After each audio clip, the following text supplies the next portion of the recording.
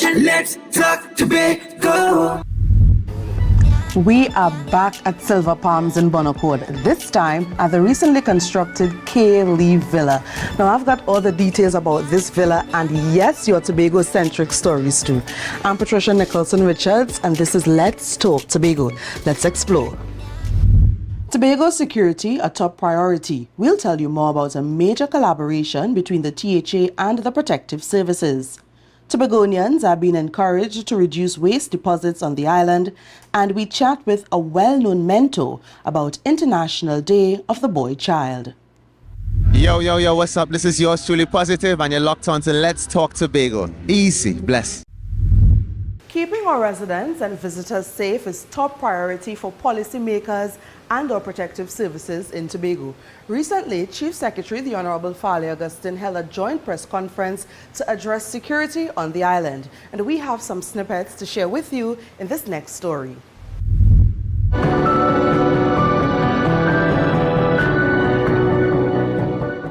This issue of gang-related offenses is primarily responsible for some of the murders that has recently been perpetrated on the island of Tobago. I have instituted 2 teams of officers led by 2 inspectors of police who have been given the mandate, together with the members of the Trinidad and Tobago Defense Force, to rid all corners of Tobago of gangs and drug blocks that are presently causing havoc to our beloved citizens. Life will not be easy, as I ask members of the citizens, law-abiding, to bear with us as we search all vehicles and homes that are causing this disruption to our beautiful citizens of Tobago. Our efforts in supporting the Trinidad and Tobago Police Service will focus on 4 lines of effort, which includes joint patrolling, targeted operations, increased planning and support for strategy and concept development, as well as community development initiatives so that we build greater resiliency in the communities.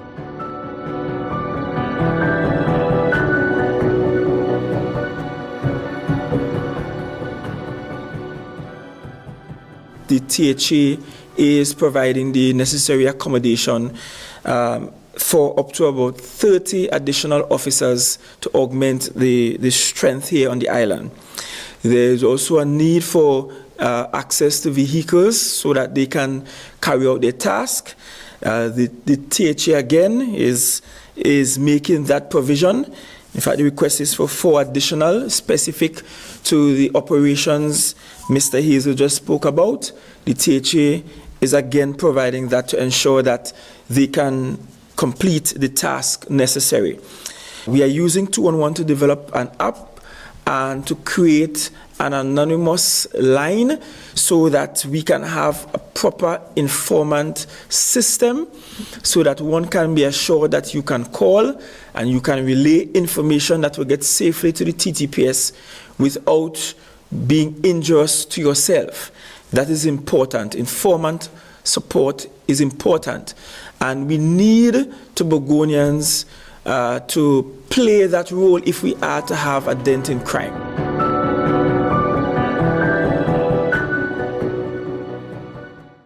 Trinidad and Tobago athletes recently blazed the track at the Dwight York Stadium at the recent Zenith meets.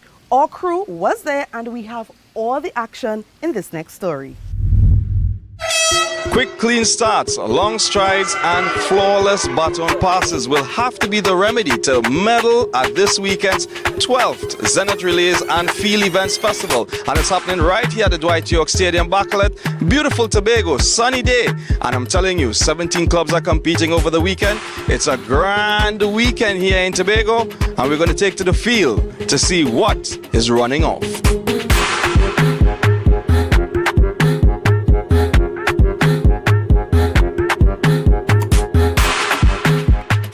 a testament to how far the club has reached to have to host the 12th Relay Festival in 2023. I mean, as a club, we have always taken a stance that development is our main goal. And to have to host the 12th one, I think, it really speaks to the growth and development of the club as well, and in the Tobago space.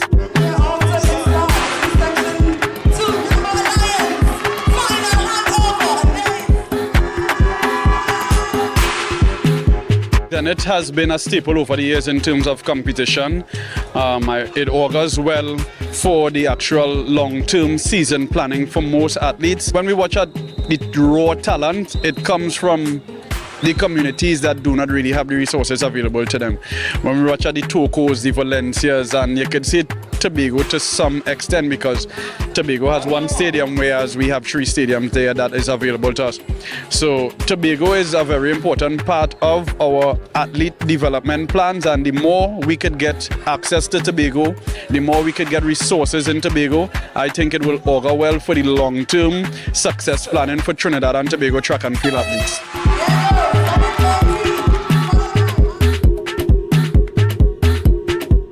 So I'm sitting here with Berenice, and who are you backing this weekend? I'm backing Kaizen and UTT. Well, that should be obvious. She has a Kaizen Panthers athlete right next to her, and you've been enjoying the weekend so far, right? Of course, it has been going very good. All right, so there you have it. If you missed it, you should come on down. As Berenice said, it's a beautiful weekend, right? Yes. So we're broadcasting straight from the Dwight York Stadium, and this is day 1 of 2. Stay tuned. Remember, it's Let's Talk Tobago. I'm Ryan McCool, and it's back to you. The Tobago Recycling Resource Initiative has been encouraging persons to reduce waste deposit on the island. And just how you can do that, we'll tell you in this next story.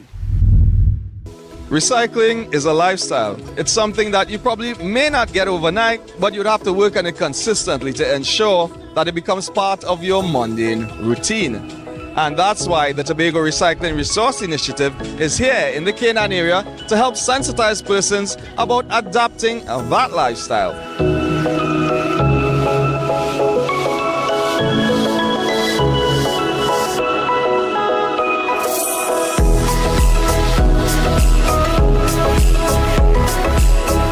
Even before we started the pop-up series, people have been responding pretty nicely.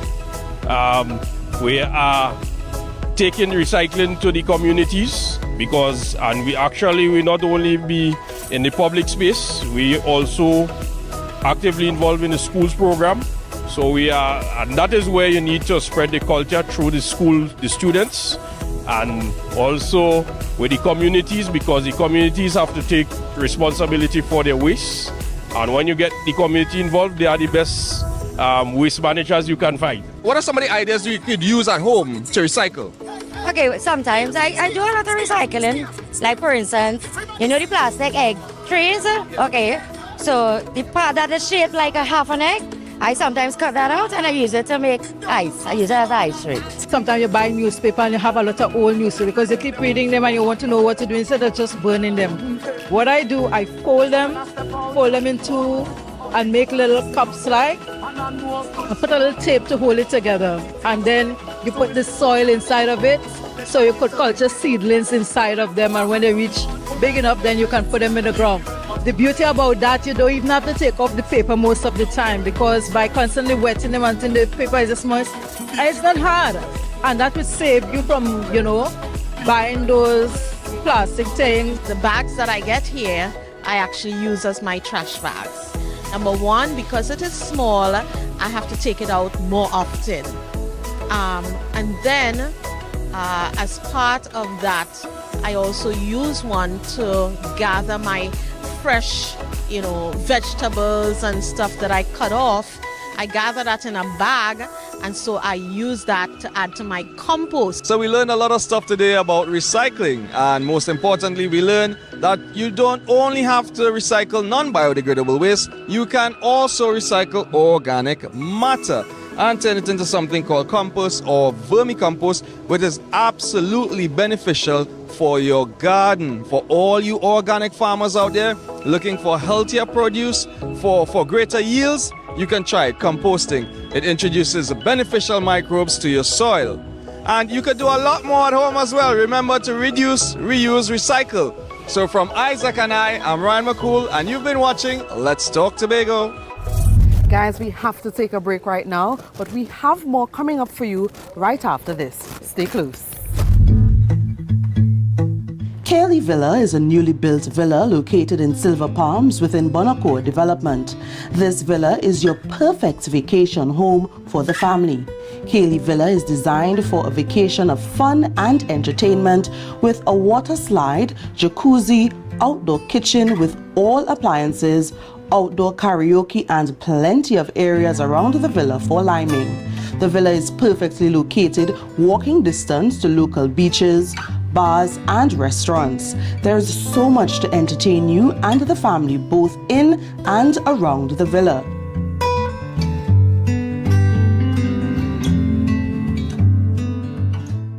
Yo, what going on? This is Jaronus, and you're locked on to Let's Talk Tobago. Don't touch that dial. So we're chatting with Mr. Michael Stewart, and he is the Caribbean coordinator for World Day of the Boy Child. Mr. Stewart, welcome. Thank you very much. And let's get right to it. So as founder of B-Men, how do you link International Day of the Boy Child and B-Men? Well, B-Men was founded in order to advocate for the issues of men and boys. So the arm that deals with the boys, we usually cooperate with the World Day of the Boy Child. So what we do, we meet with a number of young men and we interact with them. We bring the information to bear to some of the workshops and programs that we want to do internationally on that scale. Okay, and what impact does International Day of the Boy Child have on boys in Tobago? Well, I would tell you that not much. Unfortunately, because we do not put emphasis on it, unlike the other organizations, like when you have International Women's Day, that is sponsored by UN or at least recognized by UN on their calendar. So sponsors, business places will do things for that in order to get publicity. UN does not have World Day of the Boy Child nor International Men's Day. So International Men's Day, that day is listed on UN as World Toilet Day. And the one for Boy Child, which was just recently, that one I think it is written for Day of Peace. Yeah. So it means therefore that you don't attract the kind of resources and attention to the boys as you would very well like. So hopefully this year we'll be able to have some measure of awareness and sensitivity towards that, especially when we recently had the crime summit in Trinidad, and they've recognized that a number of young men have gone astray. We may be able to have now some more emphasis placed on it. But we need institutions, government institutions, businesses to come on board in order to be able to give us the kind of fillip that we need. And what are some of the challenges experienced with boys in Tobago? Well, one of it clearly is being brought up by a single parent household, particularly single parent by a mother who may not understand all the nuances that a boy would go through. So, for example, a boy will wake up with an erection.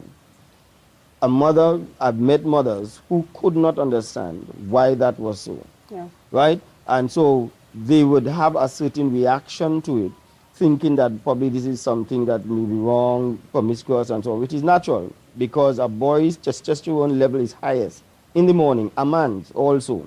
So this is why that takes place. Some of the things that a man would, or a boy as he becomes a man, would want to take charge of, especially if he has a single mother, he tries to take charge of her to replace his own father. And that may come across of trying to rule her. So it is trying to understand all of those things that he goes through, and if we punish wrongly without understanding what the boy may be trying to achieve, it could damage him emotionally and cause him to withdraw. And later on, when they want him to take charge, he's unwilling. Are programs available to deal with situations like these? Well, we had, through B-Men, a program called Boys Polishing Camp.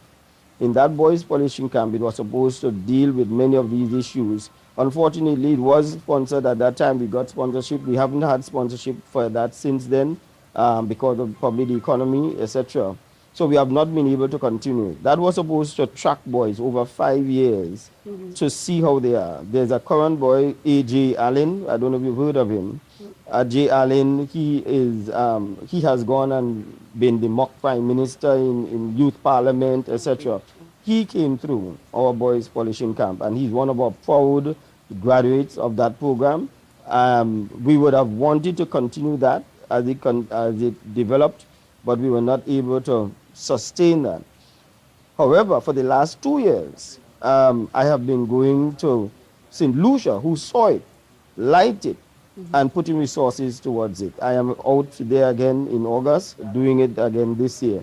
Unfortunately, we can't do it in Tobago because it costs, right? For example, when you're doing meals, we try for them not to come with meals home because many of these boys, 16 years old, never ate with knife and fork, with their hands. They were accustomed to a box food. Yeah. So we want to give them a balanced meal, help them with knife and fork and so on, but that cost to be able to get a caterer, bring in food, etc., for a period of probably 5 days, etc. That's why we need the kind of support from businesses and governmental institutions. And you have safe spaces for women and girls, but are there safe spaces for boys in Tobago? Unfortunately, again, no. So this is one of the reasons why we are so much falling behind. And it's unfortunate because I don't think that enough people are sensitive as to what it is causing and how this is going to play out in a number of years coming down. So the answer is no. And in terms of advice, what's one piece of advice you'd give to a parent or parents as it relates to how they nurture our boys? I think it is important for a boy to have a listening ear. He feels that if he's heard, he feels that he can now have a voice. And one of the reasons why they have become silent, I believe, is because they don't feel as though they have a voice. And the number one listening ear that every boy wants is his father's ear. And so we need to find out, even when the relationship breaks down between a man and a woman, I think that they must be able to be collaborative enough so that they could recognize our issues should not supersede the needs of the boy, and have him make that connection with the father. And fathers need to take the time off, sacrifice the time. There was one young man who was disruptive in school, and when I spoke with him when his mother brought him in, it was because the father and mother had separated. And so he wanted to be connected to the father. The mother had taken the father to court for maintenance. And all of that was bothering him. They didn't know that. So when we spoke with the father, and the father understood that the boy wanted to spend time with him, even though he lived with the mother, he promised all three of us, the mother, father, myself, if he got to be with the father every so often, like every weekend, they will never have a problem with him again. And he kept his word. The last time I saw the parent, which was about a year or 2 years after, the mother said, he is a model boy. He has never been suspended from school again. All he required was to connect back with his father. And that's important. Boys being able to connect and stay connected with their fathers. And that's it from us with Mr. Michael Stewart chatting with us about World Day of the Boy Child. So recently, the world celebrated Mother's Day. And here in Tobago, our Chief Secretary, the Honorable Fale Augustine, brought Mother's Day cheer to women of his division, the Office of the Chief Secretary. The gifts? Very thoughtful. Check it out.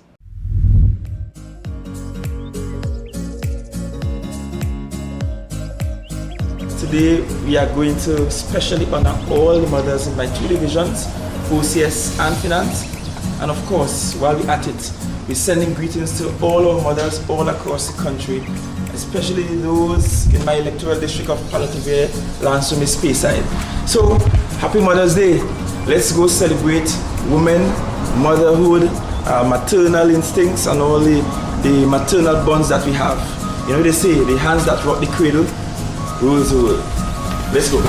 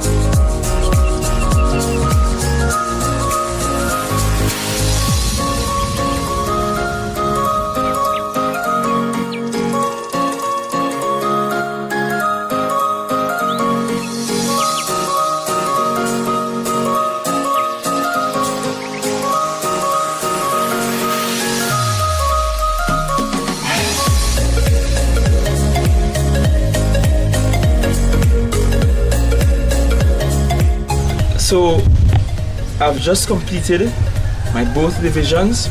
Last stop was here where we have records, where we store documents at this very old building of the fort, as we call it. We went through all of OCS, all of the Division of Finance, and we were able to celebrate all of our mothers and celebrate the fact that they are contributing to the development of Tobago. Thank you for being there for me. Happy Mother's Day all. God's richest blessings. A truly relaxing poolside at Kaylee's Villa. But guys, we've come to the end of yet another episode of Let's Talk Tobago. Now for more of our content, you can follow us on social media. We're on Facebook, Instagram, YouTube, Twitter, and TikTok. You can also visit our website at www.tha.gov.tt. I'm Patricia Nicholson Richards, and on behalf of all of us at the Department of Information, Office of the Chief Secretary, Tobago House of Assembly, thank you so much for viewing, and see you soon.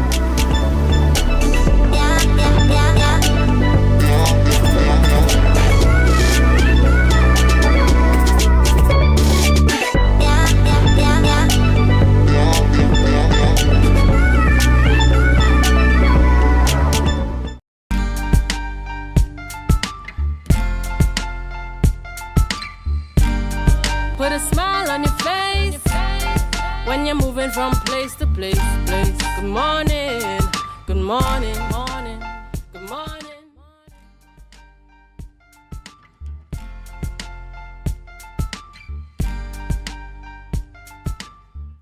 Good morning, viewers. Good morning and welcome. Welcome to the Tobago Updates morning show, coming to you here live from the Port Mall in Scarborough, Tobago. Yes, as we continue to give God thanks for life, I am Julian Skeet. And I am Maria Richardson George, and this is the day that the Lord has made, and we will rejoice and be glad in it. Good morning to you, Tobago. Good morning, Trinidad. Those of you viewing in the Caribbean, and those of you viewing on the live, good morning, good morning.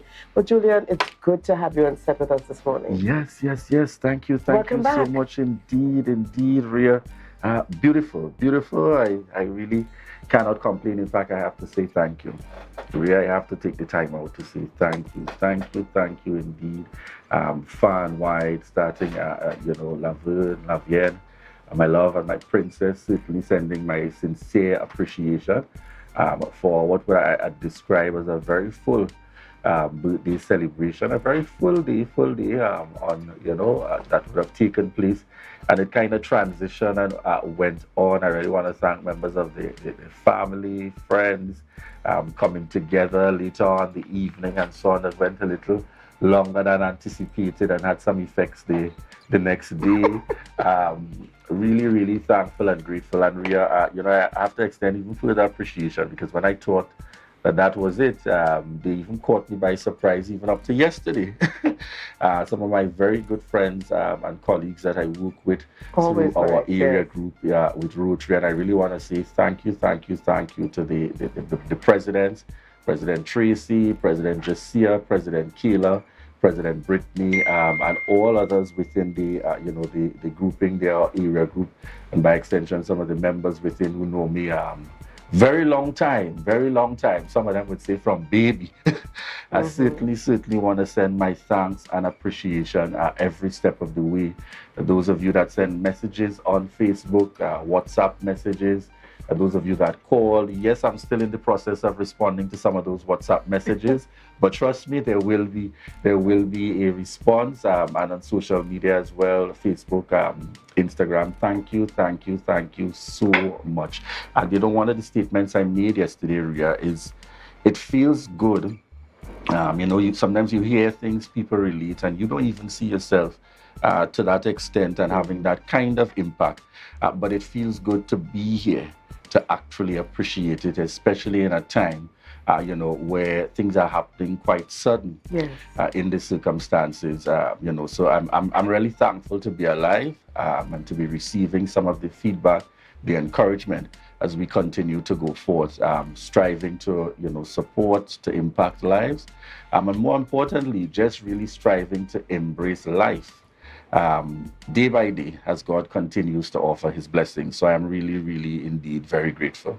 And we're really happy to hear that, Julian. And just to let our viewers know that he is still accepting tokens and gifts and gifts of appreciation all into next week. Yes, that never stops at all. I'm supposed to be meeting up with some of my colleagues into the weekend, and I am just grateful and I am thankful. And folks, anybody that knows me well enough knows that birthdays are a big thing for me. The celebrations continue. We don't limit ourselves at all.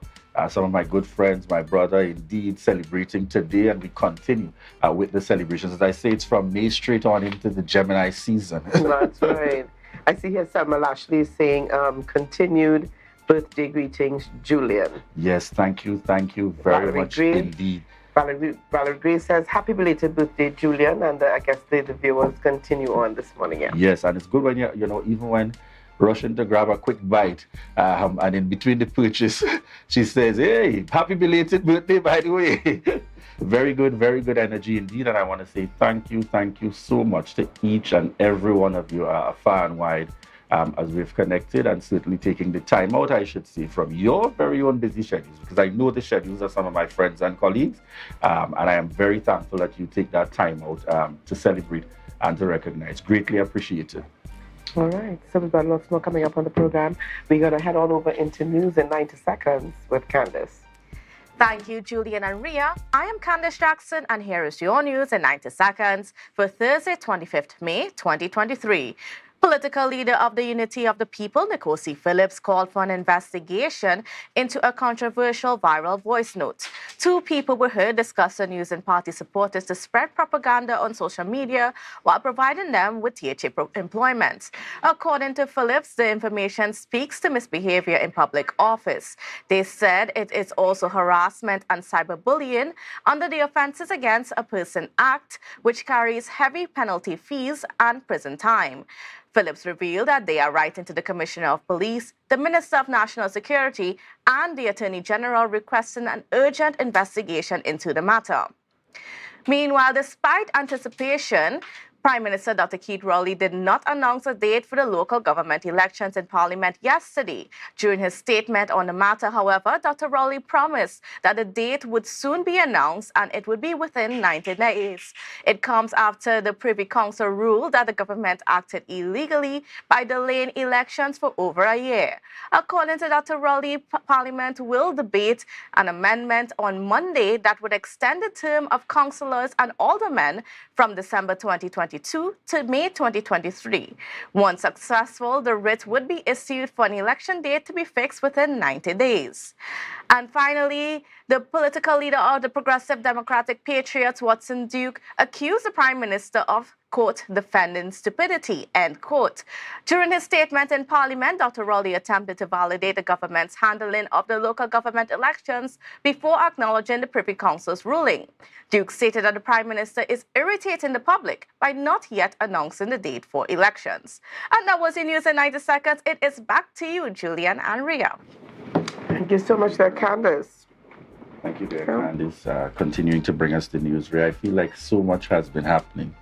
And I must admit, this is one of those periods that I kind of just took a deep breath and not get consumed by all of the current happenings and what I consider to be, several developments taking place within this space, from an election period versus an election date, to recordings, to persons in the mix. So many things seem to be happening simultaneously, but we look on ultimately to see what the results will be coming out in these respective areas.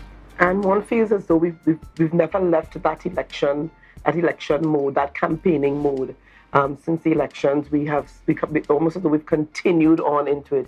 And there's a sense on the ground that this is all part of building a case for or against, Well, I feel like we're back to what I would consider a very a testing time, as my grandparents and some, and even being here as a student, then always having that interest in current affairs and paying attention to the politics. I feel very much like we're going through that transitioning and settling period, similar to what took place in that 2001 term, the very first term of then Chief Secretary Orville London, coming out of an extensive period of leadership by, Hutroy Charles and others, the first chief secretary and so on, that would have had responsibility for Tobago. And therefore, ultimately meaning that first term in 2001 meant that you were now leading and forging ahead as an administration, also dealing with the challenges where you had some that might have been for you within the mix and the systems of those public and private sector who are required to work together for delivery. And then you have some that fundamentally may have been against you. And while they may not tell you no to your faces because it is my job as a public officer, they might have quietly delayed and created some challenges in the mix. Obviously because the feeling was that, you just here for a short while and we're going back to what we know. So once again, I feel like this is a transitionary period in terms of an administration coming into office after a 20-plus year period. And one wonders, you start to see some of the same kind of transitionary challenges because there are some that support and there are some that feel, all right, we'd quietly do our thing because you're only here for a term. So it's left to be seen how this period continues, but certainly we feel like we are back full mode into the continued election season. Feels like we're not out of it at all, and we're going to continue in that vein. I also want to take the opportunity, Ria. I know I would not have been on earlier in the week to send out my condolences to the family and the families, in fact, that by extension would have been affected. A number of families affected, within recent times, and in particular, last week, one of my very good friends, Teresa Allen Adams, and her husband, in terms of that very tragic accident that would have taken place. And, I really want to take the time out to send out condolences to the families indeed. I think it is safe to say that, Tobago, and by extension, well beyond the walls of Tobago, those who interacted with them, whether through UE, through Rotaract, the Rotary family, through cricket, the various areas that they would have touched lives. Certainly, we are there every step of the way with the family. I know of circumstances and persons who, even up to now, find it very difficult to be able to accept what is this new reality. And I think in the very circumstances, the best we can do is try our best to provide that support and, more importantly, that prayers to go out there with the family, especially at this very challenging time. So indeed, condolences coming out from my very own family to the respective families, especially at this challenging time. Most definitely, Julian. And, according to you, it's safe to say that this has really rocked the island of Tobago and beyond the walls of Tobago, because it's, far east, far west, north, they would have interacted with persons throughout their lives at school, university, at the banking sector, the division of finance. They were out there. They were people that people knew, people loved. Yes. They were very, very involved in the lives of so many. Their children were involved in dance productions and so many other little areas, and the persons knew them. So it is a very difficult period for the island. It's important to know at a time like now, even if you know and interact with the children, don't bombard the children. Let the family be able to provide that kind of comfort and love. It is a difficult time in itself, certainly.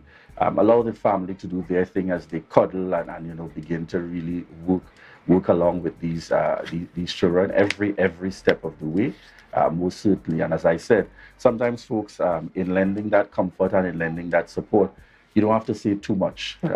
Just give that sense of comfort that you are there and you continue to offer your prayers and support no matter the circumstances. All right. All right, so at this point, viewers, we are heading on into that segment that persons certainly look forward to each and every day. Yes, folks, it's our birthday segment, sponsored by KFC.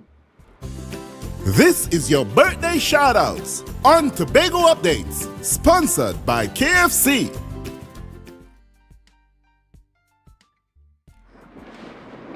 Yes, we get started with my very good friend and brother out there, Gavin Vincent, continuing to celebrate. And it's when Gavin and I connected. He gave me a gentle reminder we are into the Gemini season.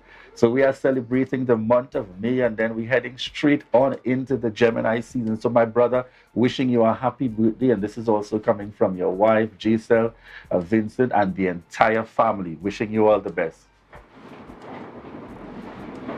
Yes, we have on screen the lovely Tracy Macmillan.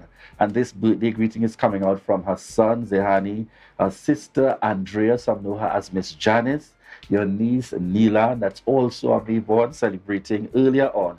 And indeed, from Laverne and I, really wishing you a happy, happy birthday and God's continued blessings. All right, on screen, we got the young man himself. Now known in the realm, as I like to call him, Youth Transcending Boundaries, an organization that he has certainly worked with in driving, to branch out and to bring to fruition. This morning, we're taking the time out to send a happy birthday greeting going out to Adriel Wheeler, and really want to wish you God's continued blessings. If I'm not mistaken, Adriel is celebrating 18. Yes, 18. Folks. All that he has been able to do as this very dynamic young man, known him through the Youth Assembly and youth programs and initiatives. Started very young, but certainly really making his mark. And I want to wish you God's continued blessings every step of the way, Adriel Wheeler. Happy birthday, Adriel. And I have to say, Adriel got his start at the Signal Hill Government Primary School. Just needed to put that in. Yes, all certainly, right. Certainly. All right. So we have Laura, Ashley, Pascal celebrating today. So Laura, love going out to you. Happy birthday. Trust that you enjoy your day today. And again, you can celebrate all month long. I mean, just a few more days before May ends, but you still got a few days to enjoy. Yes, wishing you a happy, happy birthday, Laura.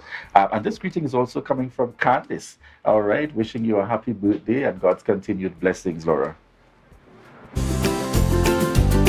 Birthday shoutouts on Tobago Updates, sponsored by KFC. From the experts that created the Zinger sandwich comes the KFC Crispy Barbecue Zinger. The only one I see is you.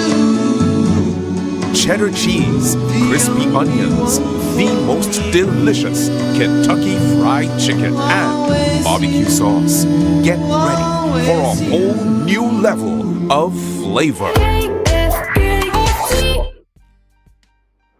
Yes, folks, welcome back indeed, those of you viewing and connecting with us here on the Tobago Updates morning show. And coming up this morning, we are looking forward to discussions with Dr. Denise Sawyerfat-Angus, former presiding officer and the political leader of the IDA, Innovative Democratic Alliance, and she's on screen there with us. We look forward to the upcoming discussions. As we speak to the topic, a betrayal of the people's trust. We're going to get her perspective on all the happenings here within the Tobago space, and certainly that impact much further and wider than just Tobago. Rhea, who else do we have on the lineup this morning? All right, so we continue the discussion this morning, chatting with Pastor Clive Dutton, who is a pastor of the Seventh-day Adventist churches in Trinidad and Tobago. And the focus this morning is Come Together to Save Tobago. And we've been seeing a spate of accidents like we've never seen before, and a lot of other things happening in the background. And in Tobago, there's a call for prayer in Tobago. And then we're going to wrap things up this morning. Yes, we're going to wrap things up with Alan Morrison, and he's the president of Kaizen Panthers Athletic Club, and Dwight St. Hilaire, Olympic Commonwealth Games medalist. And we're speaking about the Kaizen Panthers Paradise Challenge. So we look forward to those upcoming discussions this morning. All right. Rhea, I can't forget at all, very quickly, some of our viewers on the live this morning. Certainly, I am always reminded, don't forget those of us viewing on the live, don't forget that at all. I see in the mix here this morning, Julia Brown, Godfrey Moore, my good friend out there, Lena Williams. Hey, Sister Ethne Yearwood, good morning to you. All right, I'm also seeing my good friend Sandra Ortoni. Good morning to you, connecting Auntie Dornette Dempster in the mix this morning. Auntie Dora Lyons is on the live. Good morning, Auntie Dora. Good morning to you. Yes. Good morning. We're seeing Pearl Marybeard. Are you also familiar? Thank you so much, Pearl, for joining with us. Helena Isaac Nelson. Is that name familiar to you? Quite familiar. She's on the live this morning. We want to thank you so much. I see my birthday twin is also on this morning, Ria. Oh, good morning to you. Miss Selma Lashley, thank you so much. Valerie Gray, to each and every one of you, we say thank you.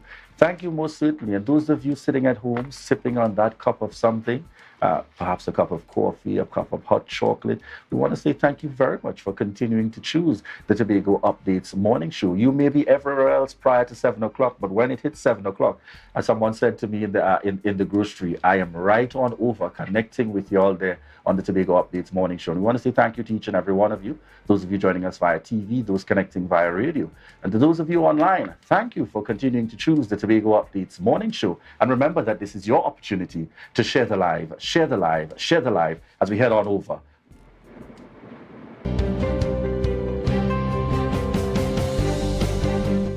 Mediation is used as an alternative to litigation through the use of an impartial moderator and communication and negotiation techniques. The Division of Health, Wellness and Social Protection established its mediation unit in 2009 and has steadily expanded. The unit, equipped with 2 certified mediators, has since settled several matters, including landlord and tenant issues, merchant-customer disputes, property and land, parenting, and even issues regarding the running of traditional susus. Assistant Coordinator at the Mediation Unit, Carol Spencer Edwards, further explains. We deal with family and relationship disputes, neighborhood conflicts, community disputes, juvenile conflicts. So the range of issues are there, and as I said, we try to offer persons that option as against going to the court. Ms. Spencer Edwards revealed a high success rate between 70 and 75%, noting that a large part of the unit's success lies with the process, as persons are allowed to speak freely in a safe and comfortable environment. Quite often the issues that they deal with or that they're dealing with is not out of the ballpark. It's right. Just that maybe sometimes not able to sit and express themselves. And sometimes you need somebody there to say, here's what, let's start with, or hold up, give her a minute, or hold up, give him a minute. Right. You know. The recent addition of a therapeutic counseling unit manned by 8 counselors has further expanded services, including a crisis hotline, parenting workshop, grief counseling, life skill coaching, marriage counseling, and learning enrichment programs. Services can be accessed through its walk-in services or by referral.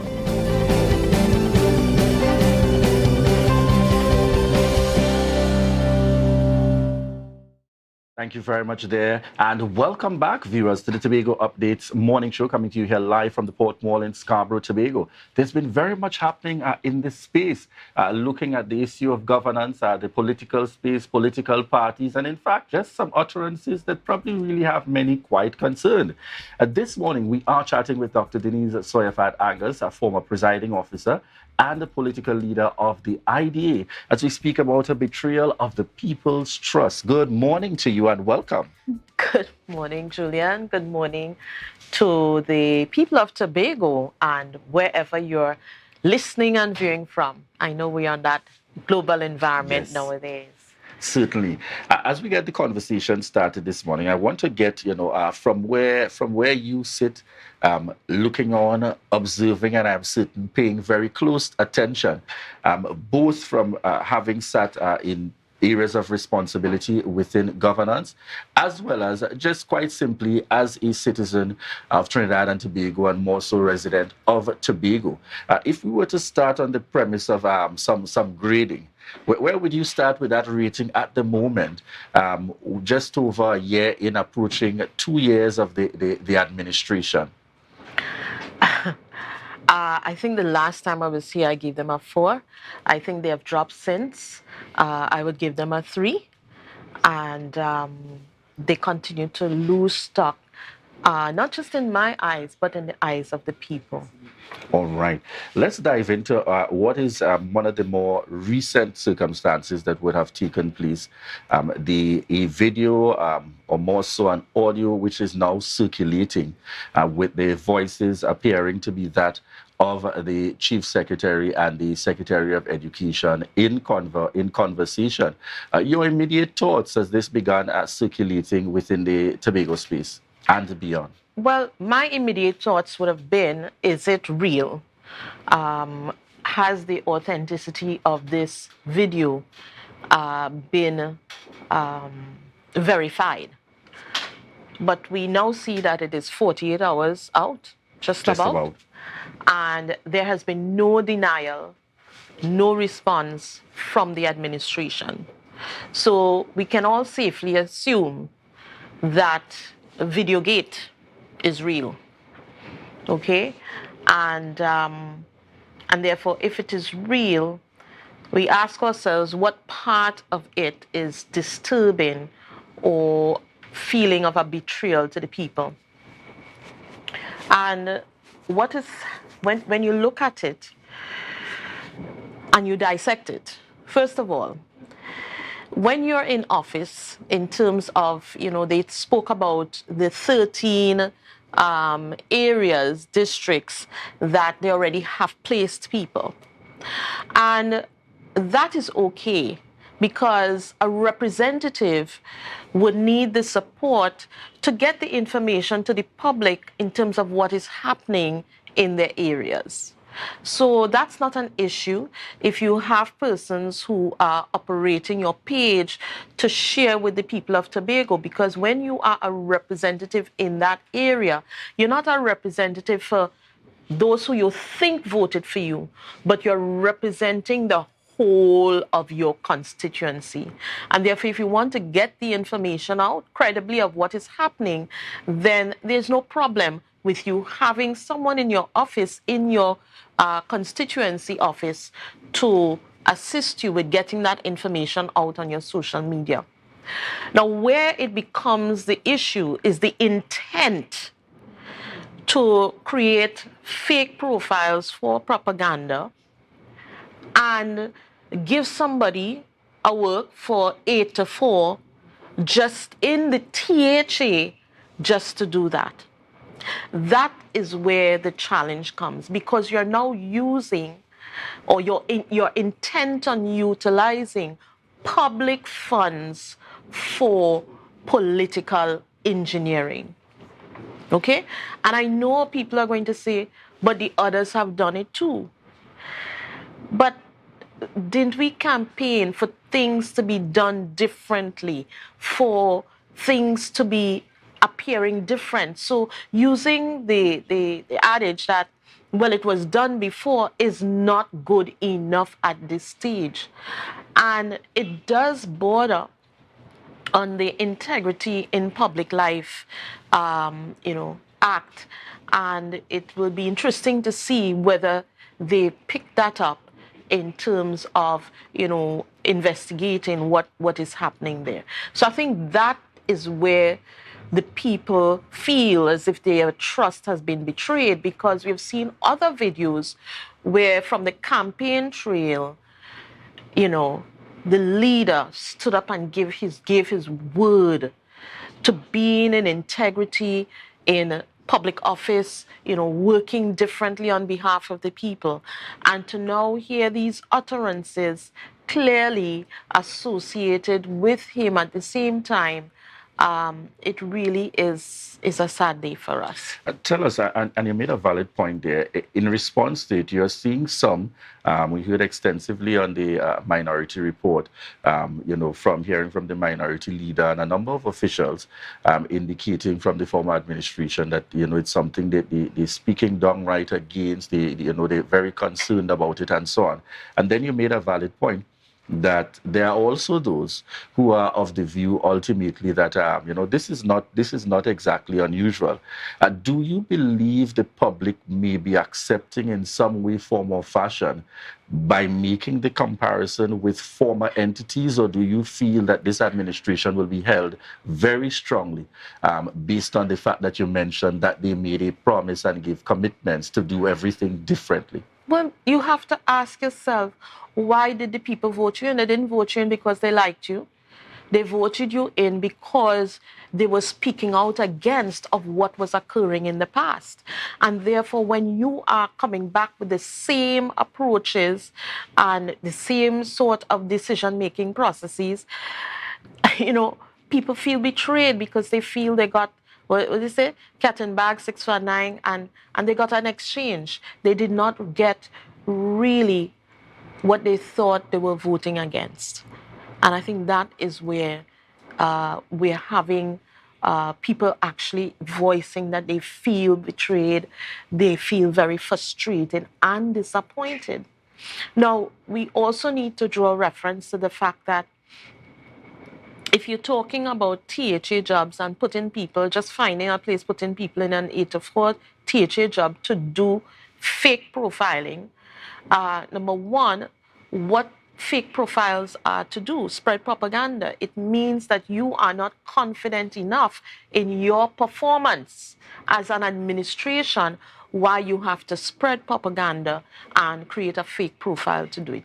Secondly, those jobs that you're giving to those persons, are those the vacancies from the young people that you threw out of their jobs when you came into office? Young people who have their degrees, who have been qualified, whose parents worked long and hard hours to send them to school and to qualify, and who had jobs there, performing well. And now all of a sudden they're back home having to be fed again by their parents. And now you're talking about bringing in persons just to take up those positions. I think that is totally unacceptable where it is. But it also speaks to something that is very evident. The camp is crumbling. Because clearly it was someone within that meeting who would have recorded and leaked the information. Very interesting, because that would have been another aspect, that I would have wanted to raise. But just before we head on over there, I couldn't help but recalling, as early as when this information came out, and you saw the views being expressed by the public, it was our former Prime Minister, Basdio Pandey, that, and many were in uproar when he made the statement of politics having a morality of its own. Is that something you support, you don't accept, or you're still in between with regards to that perspective by former Prime Minister Basdio Pandey of politics having a morality of its own? If we continue going down that road, we're not going anywhere. It's time for a new type of politics. I mean, across the world, they're calling for a new type of politics because the world is, really going into shambles with that approach in politics. And so we have to have more transparency, more accountability, more people who are willing to be their word. It's not just about talking the rhetoric on the political platform and then do what you want when you come into office. It's how can the people believe what you said on that platform is what they can depend on and what they will see when you are in office. And so we have to start shaping and grooming a new type of politician such that the people feel that they can trust. And I want to urge the people that a new type of politician is not just over there. It's also with all of us, because we have to be prepared to have stronger voices in the mix as the average person on the street. And like we like to say in the IDA, let us return the power to the people. And we are championing actually having the people feel as if they can have a voice without the risk of being victimized, because that is one of the other issues we have to deal with in the Tobago space and by extension Trinidad and Tobago, where if you speak out, persons are afraid that by tomorrow they will lose their jobs. And that's, again, that speaks to the number of people who are actually employed by the Tobago House of Assembly and growing, and whether that is actually good for the people or whether they should be paying all of those entrepreneurs who have had approved grants to start their businesses and go forward for over 9 months, being told that they have no monies to give them. They have approved them, but the money not there to give them. So we have to start, looking at this in a different way. We have to start looking at it in a different way. We have to start looking at how do we stimulate the economy. And I know I'm taking this in a different direction, but there are so many things bigger than this issue. But perhaps, I think this is one of the straws that they say will break the camel's back, because we've been getting a number of calls and people are saying we can't go back. We can't go forward with this, and therefore we consider you to be the choice. Tell us, the concern that is constantly raised is we hear politicians making commitments prior to taking up office, and then people complain about the fact that when you get there, things are ultimately going to be the same. What would you say is fundamentally different in the context of the IDA, the party that you lead, so as to ensure that the values that you put forward at this point, ultimately, should the people vest that confidence within you and the IDA down the road, that they won't end up in the same situation? Well, the same situation is not just about the political party, yes, and I'll get to what we will be doing differently, but the situation is also about the framework to hold parties accountable. And Julian, you've been in the legislature. Is it enough that you have 13 people sitting on one side and 2 people on another side? What kind of democracy can we have? Whatever the administration brings will always have the majority vote because they have the majority people in the House. We have been to the United Kingdom, the Westminster system. We keep saying we're following the Westminster system in Trinidad and Tobago, but we are not. Because in the Westminster system, you have over 600 parliamentarians and 30 persons running the executive. So it means that there will always be oversight. There will always be accountability inside of there, and you can't do as you please because those 600 people will have a say over the 30 people. And we have to start looking at a new democratic model where we can have that level of good governance such that it is not just dependent on an administration going in to be their word, but there is a framework around them that helps to keep them being their word. And so the IDA is championing the true greater autonomy bill according to having greater accountability. We are looking at our candidates, and first and foremost has to be that you can prove to us that you are accessible and approachable to the people. If I am calling you from now and you can't answer your phone, how are you going to answer the people of Tobago when you get there? Okay, so that is at the top of our list in choosing our candidates. We intend to work with them from early and shape them, because what we also saw is the inexperience of this administration. And battle ready does not mean you are leadership ready. And we are seeing that. Okay? And so that is what we are not going to be making wild promises to people. Right now, we are having some of our promises reviewed to see how it is fitting in to the THA model. And also, our party is built on the model that we are talking about with the THA, where a political leader or chairman does not have unfettered decision-making powers.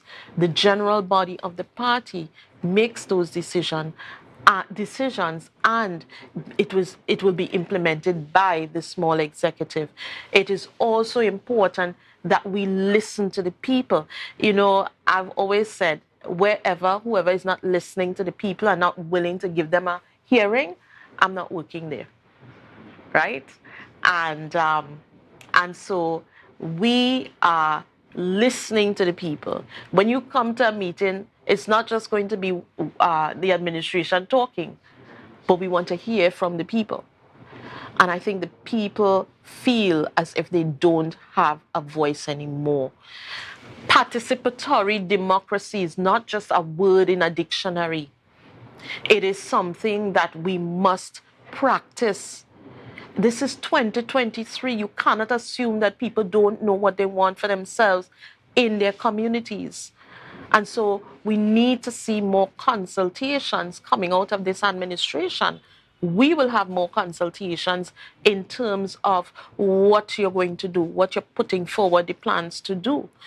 We're seeing too many cases where we happen to know about something just because there was a bacchanal associated with it. You know, the recent issue down at the Chauvin Road. I mean, the community consulted and told that this road is passing through there. And we have to look at it even closer. Is it really 65 million being spent, or there's more associated with that? Because when you look at the ownership map, this road passes through a number of properties. Was permission given for those properties? That's in the friendship area then? Yes. What did those negotiations look like? Is land acquisition happening? And therefore, if you're talking about land acquisition, have you spoken with central government over it, or have you yet made empty promises to those people that you're going to pay them, but you've not negotiated with central government in terms of that whole acquisition process? So there's a lot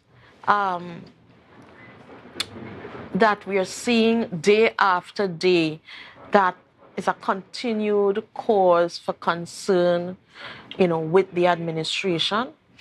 And I think people are at the point where, you know, they're going to make a decision. As we prepare to close this morning's interview, your closing comments with the reality before us that this administration is less than 2 years in. The term of office is 4 years, and as is customary, unless something dictates, it's highly unlikely that they will call an election before time. Your hope, at least focus area as we wrap this morning's interview. The administration needs to start focusing on the needs of the people of Tobago and not their personal needs. You know, spend less time answering stuff on Facebook, and you'll have more time to put towards the work on your desks. And we need to have more people, the communities involved in having a say in what the decisions are of this administration going forward, and whether they consider what they're putting forward as priorities versus many other areas that are left undone. The economy needs to be stimulated. All of those persons who have been approved for grant funding to start their businesses and expand their businesses, you need to find the money and disburse it now, okay? The Tobago economy is a very fragile space because of our population size. And therefore, the administration has to understand that and do everything in their power to stimulate the economy. The economy of Tobago is what the private sector is what will begin to get us back on track with our development. And if they can't understand that, they're not going anywhere. And stop the late payments. We're getting a lot more late payments to staff, to students who are traveling abroad, to contractors. You have to start considering that this is just an expanded household that you're running. Yes, and if you have monies coming in and it's less than what you think you have, then you have to proportion it in a different way. You have to create your priorities such that you can put food on the table, you can have shelter over your head, you can have your utilities bills paid, but some of the luxury items you may not be able to afford at this time. So they need to really focus and start seeing how they're going to get this right. All right, thank you very much, folks. We got to leave it there. Thank you so much, Dr. Denise Soyafat Angus, for joining us here on set to give us her perspective in relation to the current happenings within our Tobago governance and the general operations of Tobago from the standpoint of the Tobago House of Assembly. We thank you, viewers, those of you connecting with us via TV, those listening in on the radio, and also to each and every one of you connecting with us online. We want to remind you that this is your opportunity to share the live, share the live, share the live.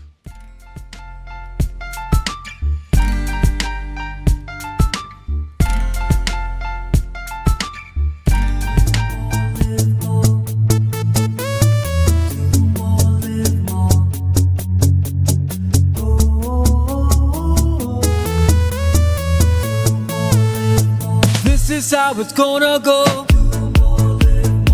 They better look up below, 'cause this is your show, and everybody's gonna know. Say it to them once again. They better look up below. This is your show, and everybody's gonna know. That's how it's gonna go. They better look up below, 'cause this is your show. The Across the Floor Dance Company presents Emotions, Movement of the Heart dance production on Saturday, May 27th at the Shore Park Complex. Come see dances of all genres. Seating at 6:30 p.m. Show starts promptly at 7 p.m. Tickets are only $100. Children 10 and under pay $50 at the door. Tickets are available at Shore Park Complex box office, or please call 391-2816 for more information. This is an event for the entire family.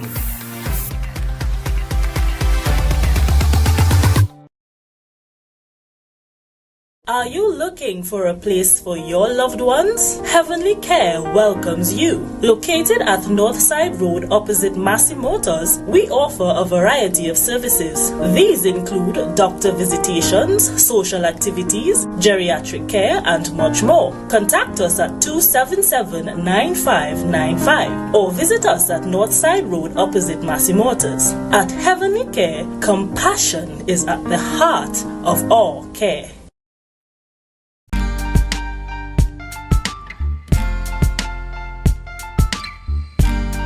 Put a smile on your face when you're moving from place to place. Good morning, good morning, morning, good morning, morning. Good morning, viewers, and welcome back at 7:42 a.m. to the Tobago Updates morning show, coming to you here live from the Port Mall in Scarborough, Tobago. Yes, and we're heading on into our next segment this morning. Ria, who do we have coming up in this segment this morning? Well, we're going to be chatting this morning with Pastor Clive Dutton, who is one of the pastors of the Seventh-day Adventist churches in and around Trinidad and Tobago. Yeah, and the focus this morning is coming together to save Tobago. All right. Do we have Pastor Clive Dutton on the line? He should be joining us, connecting with us virtually there on the outside. Good morning to you and welcome, Pastor Dutton. Good morning. Always a privilege to be here. Good morning. All right. Good morning. Well, we're heading straight on in to the conversation this morning. They're coming together to save Tobago. How critical, how important is this, especially at this time where we see many things happening on this beautiful, beautiful island, our paradise? where these incidents and circumstances were probably one-off in the past, but now appearing to be even more challenging? Well, I want to make a couple of comments if you would allow me. I was in Tobago 2 weeks ago, and I'm coming back on Sunday.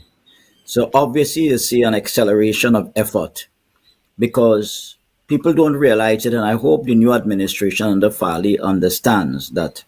And I listened carefully to your last interview. Consultation before imposition is a principle that preserves democracy. Consultation before imposition is a principle that preserves democracy. If you ignore that principle, you are destined to fail.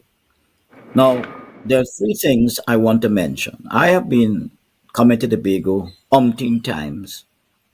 Ever since I was associate youth director of the South Caribbean Conference, when Tobago and Trinidad were joined organizationally, I'm talking about in terms of the Seventh-day Adventist Church, there has been a turnaround in that Tobago now has a mission, right? And it's going to, from all the forecasts, because of the success of the church in Tobago, it's going to move a notch up, all right, to a more independent entity called a conference. So that is taking place hopefully by November, when they have what is called their year-end executive meeting. So therefore, something is happening stimulus-wise in terms of developments with the church and moving up the organizational ladder. Now, in terms of crime, and I'll tell you why I mentioned that about the organization. In terms of crime, it must be pellucidly clear to all involved that Tobago is losing a lot of its innocence. Um, you have had murders, all right, but now what you have is an acceleration of could I say this very humbly, the local mafia. I believe there are too many guns in Tobago. And why I mention that, now is the time for people in Tobago to arise, because when it was rumored that there was a proliferation of the guns and the gun trade, all right, in Trinidad, people essentially didn't believe because people were in a state of denial. For example, I see on the Guardian and Express recently, you're talking about the increase in number of gangs. All right. I have said before, and like sometimes I feel stick breaking our ears because I have said before, the gang turfs are shrinking, but the drug dealers are increasing. So what you have essentially in Trinidad is the battle for turf wars because you have more people dependent on the drug trade. And up to daisy comes the Inter-American Development Bank that is saying that the underground economy is equivalent to one-third of the GDP, or in other words, equivalent to the size of your national budget. Now, it's still Trinidad and Tobago. Let us not forget that. So what is happening?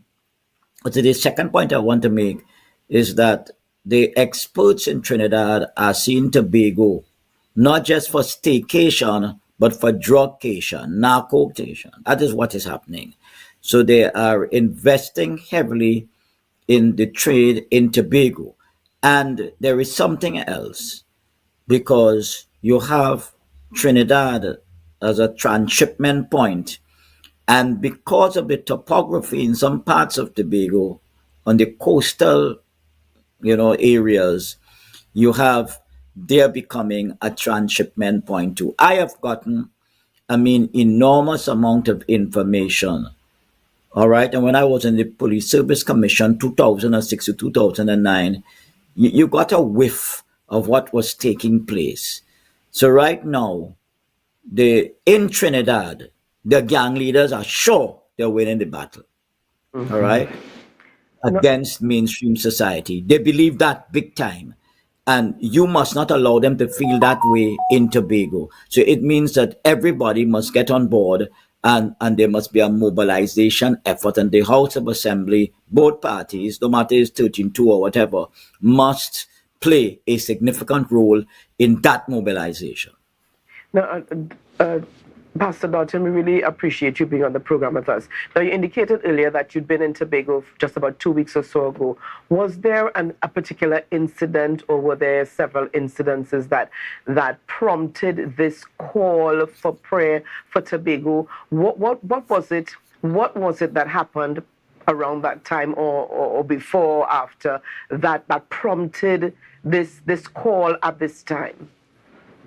Well, what a question. What a question. Well, I'm going to give you an experience. One of the many experiences I received. I was in the Sandy Point Mason Hall area primarily. Then I went beyond there to the eastern seaboard. I have had discussions with police officers, one particular police officer, and I had conversations with a number of young people. And in the 48 hours I spent there, I had conversations with people who have come out of the criminal empire. I talk about folks who are Tobagonians from birth.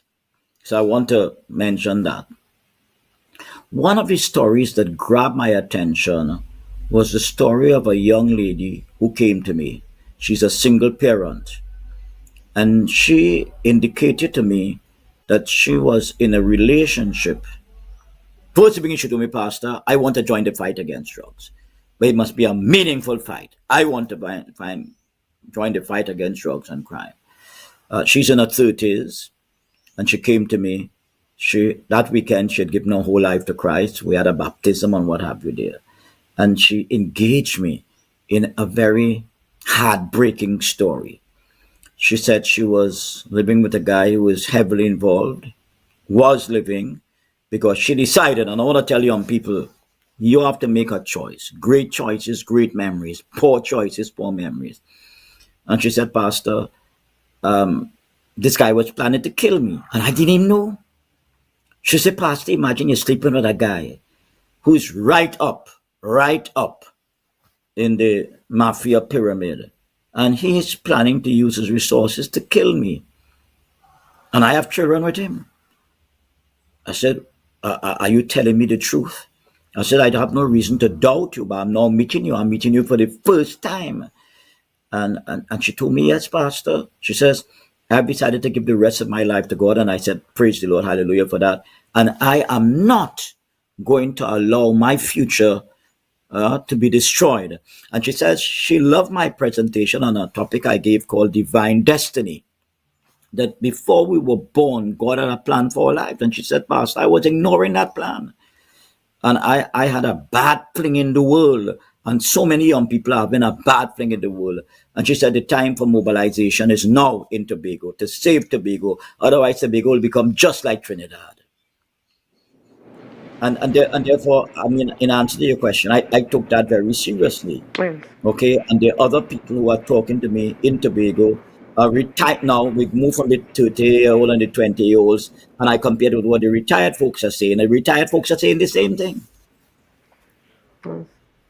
Okay.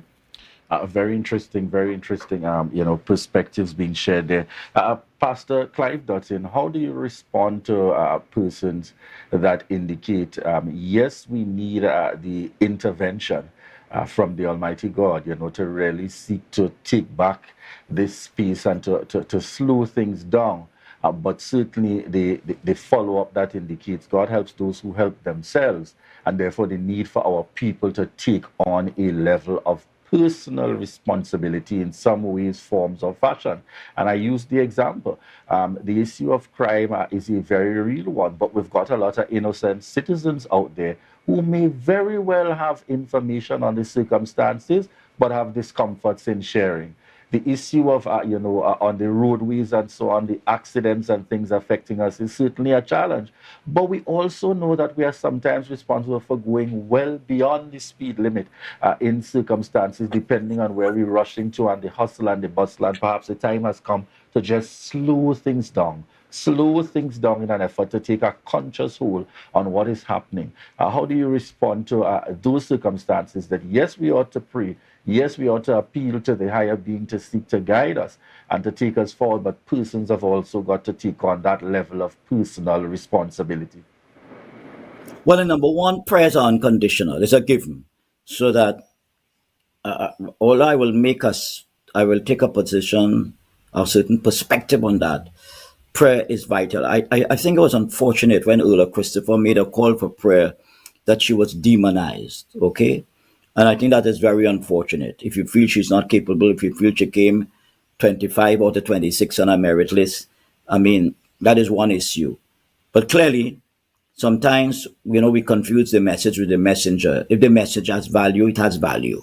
All right? One of the reasons that kept our families together, particularly in Tobago, when I started to work in Tobago in 1979, I was appointed U director, all right, associate U director of Trinidad and Tobago, and then I made U director, became U director in 1981.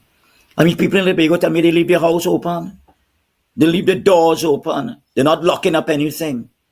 Now, we have to examine what created the change. And I want to say, national development is impeded when we don't balance, all right, personal responsibility, versus state responsibility.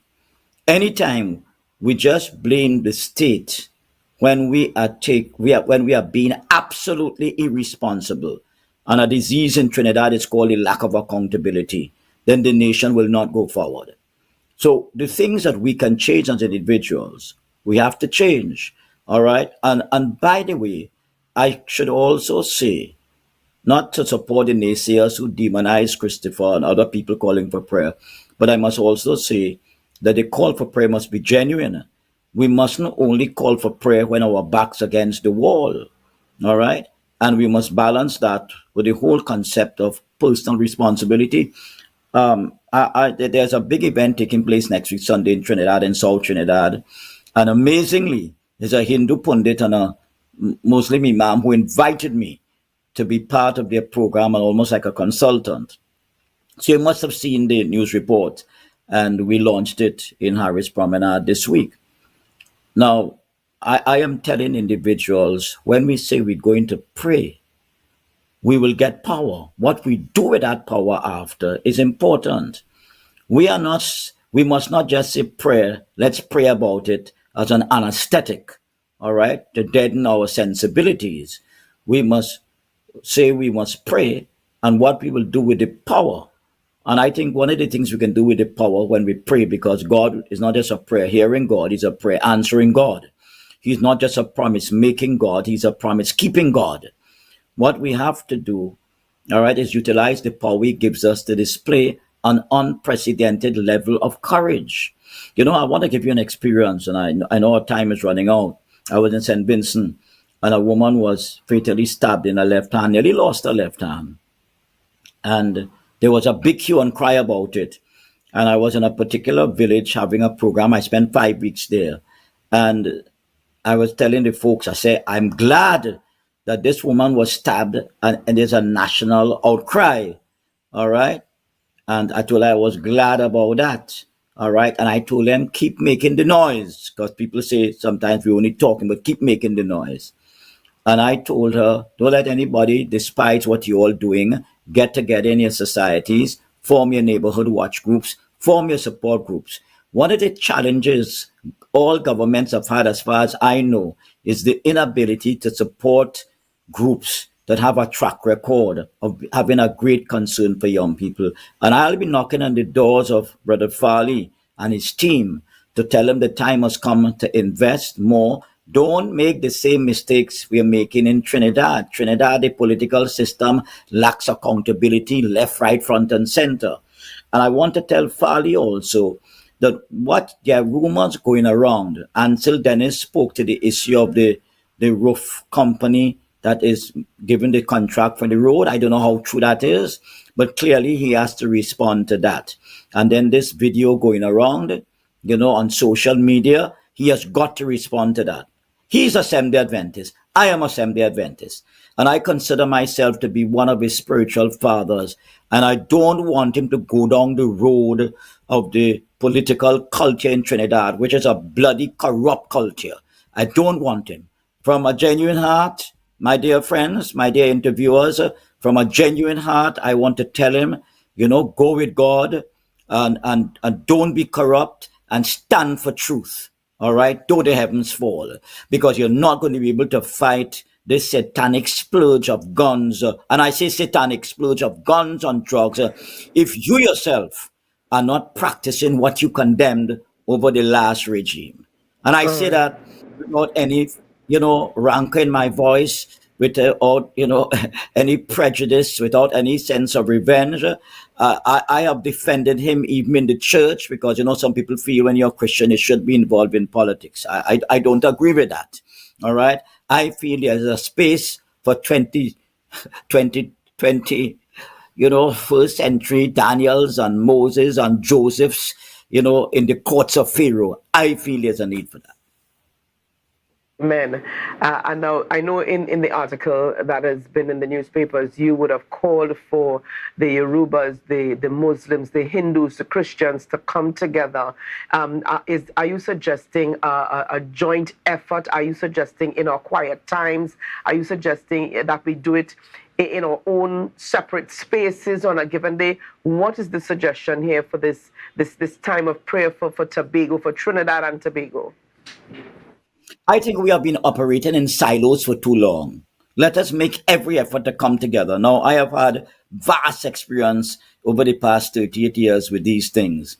And I am hoping, and I appeal to the population, encourage your pastors too. Some of the pastors are a bit scared of coming together. Two of the fairs, I should tell you, when we had Operation Salvation, led by a Pentecostal pastor, up to recently, I preached in his church in Princestown.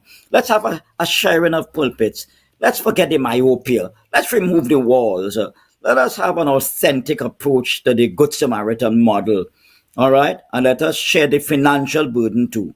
Because I don't want us as a church to put all the burden on the state. All right? We have some resources, maybe limited, but let us pool the resources together. And by the way, I'm using an expression these days, folks, stronger together. Let us always remember that. And it is the will of God that we may have our doctrinal differences, but we could unite to fight the evils in the society. And no one religion can do it alone. All right, Pastor Clive Dutton. Sorry, but we got to leave it there this morning. Really some powerful words coming out in these circumstances. And I'm really trusting that, as you said, that continuous appeal takes place, as we continue to thrust, we continue to have that faith and that belief and to continue to send up those prayers. But let's put in the work as well as a people to ensure that ultimately the change that we are looking for really happens here within Tobago. And it's interesting that Pastor Clive Dutton made the comparison saying you don't want it to get like Trinidad in the circumstances. Very interesting perspective there. Thank you so much, Pastor Clive Dutton, for joining us here on set this morning. And Rhea, very quickly, we should be having coming up here in the lineup this morning, Alan Morrison, President Kaizen Panthers Athletic Club, and Dwight St-Hilaire, Olympic Commonwealth Games medalists. And we have them on screen there this morning, and we look forward to those upcoming discussions. And this is our reminder to you to share the live, share the live, share the live.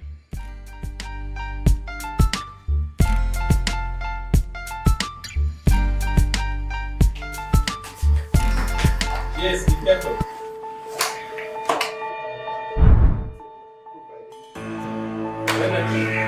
Honey, I feel I'm going to start to cook, yes, because these children must be hungry now, right?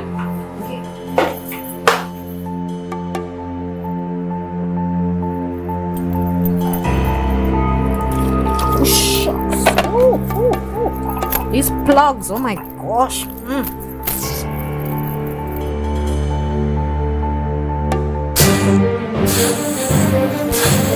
Hey, relax. Hey, come from there. Come from there.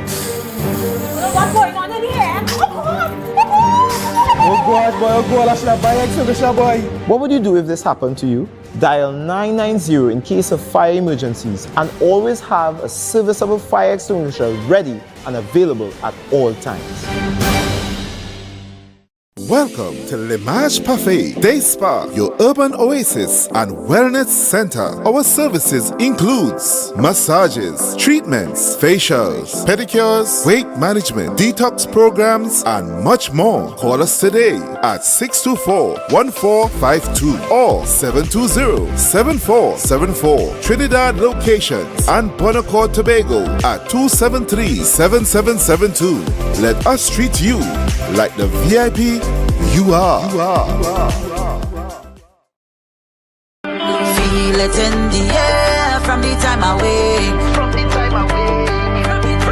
Spirits come alive when we celebrate. What we bring to life to happen every day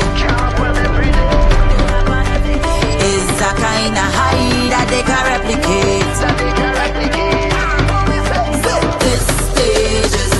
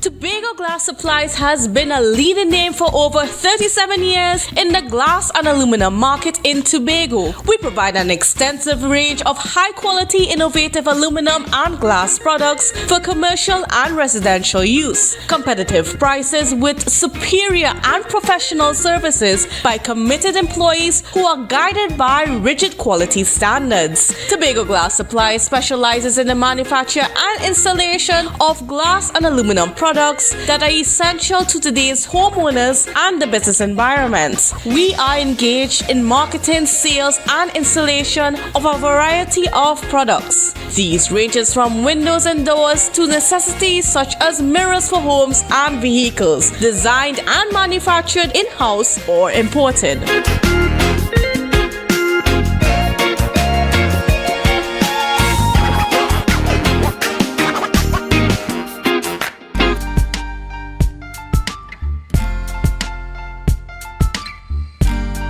Put a smile on your face when you're moving from place to place. Good morning, good morning, morning, good morning, morning.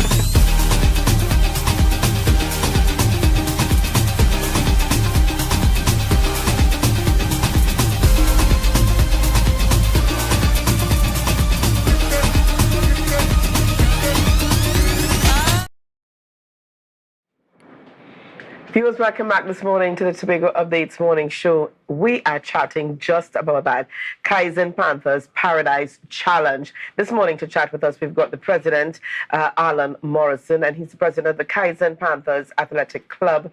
And we are happy to have on set with us this morning Dwight St. Hilaire, Olympic Commonwealth Games medalist. Good morning and welcome to you.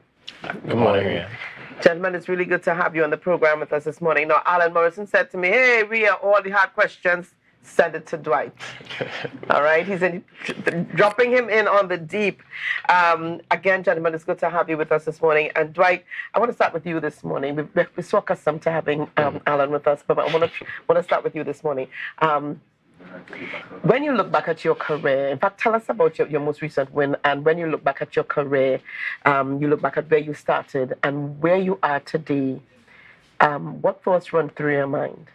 Looking back, other than being extremely grateful, I am very thankful for the people I've met throughout my career. The most recent win was kind of off the track, which was like getting my master's degree, but that was because of track, so...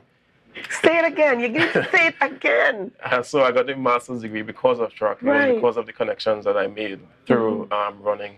So just looking back, I'm really grateful. My start came from this guy right here, Mr. Morrison. That guy. In Bishop's High School, you know, doing regular PE education, and then being discovered through that.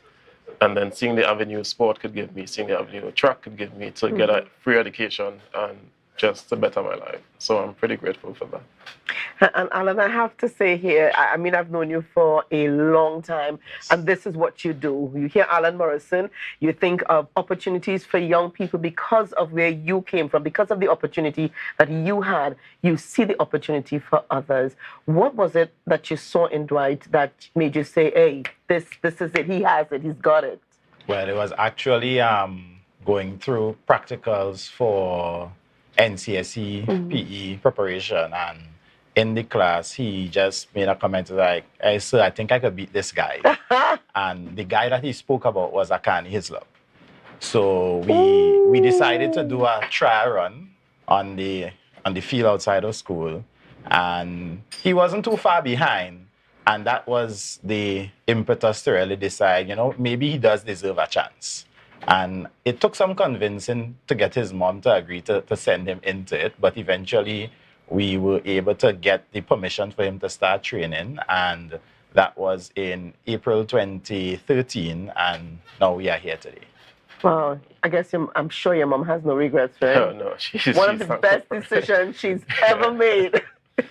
All right. Now, I have to say, you know, I'm saying here to parents out there, check him out. Check him out. He believes in young persons, and he's one of the guys. I mean, tested and proven. He makes it happen. I'm just saying, okay. This is not an ad. This is no promo. No, okay. So we're talking this morning about the Paradise Challenge. Tell us about the Paradise Challenge. Okay, so the Paradise Challenge is a track and field event that we host. This is going to be the third edition. And this year we are ensuring that we provide sufficient opportunities for the athletes to compete and gain selection to national teams. Most importantly, this event has been sanctioned by the NTRAs and is listed on the World Athletics Global Calendar. So the performances at this event will be posted on the World Athletics website to allow athletes an opportunity to have their performances seen by anyone in the world when they go to the World Athletics website. It is going to serve as an opportunity for athletes who wish to qualify for the Commonwealth Youth Games, as well as the NACAC Under-18, Under-23 Championships, the Pan American Junior Championships, and most importantly, the World Championships. So once the performances are achieved at this event, providing that we follow through the type of officiating that we need to have, persons can get an opportunity to present Trinidad and Tobago on the international and regional stage. What sporting disciplines, and I can ask right here, what sporting disciplines would be harnessed at this challenge? What are some of the sporting disciplines that persons can expect at the challenge? To look forward to? To look forward to.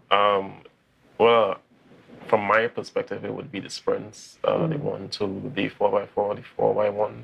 I'm not sure if there's having a 4x4, but definitely. Yeah, we are having a 4x4 as well. Okay.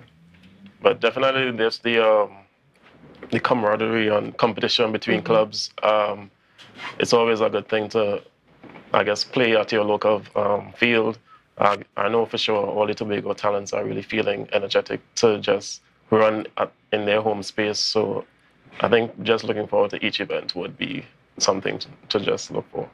And more importantly, we actually have a matchup between Akani and Dwight, which was not planned.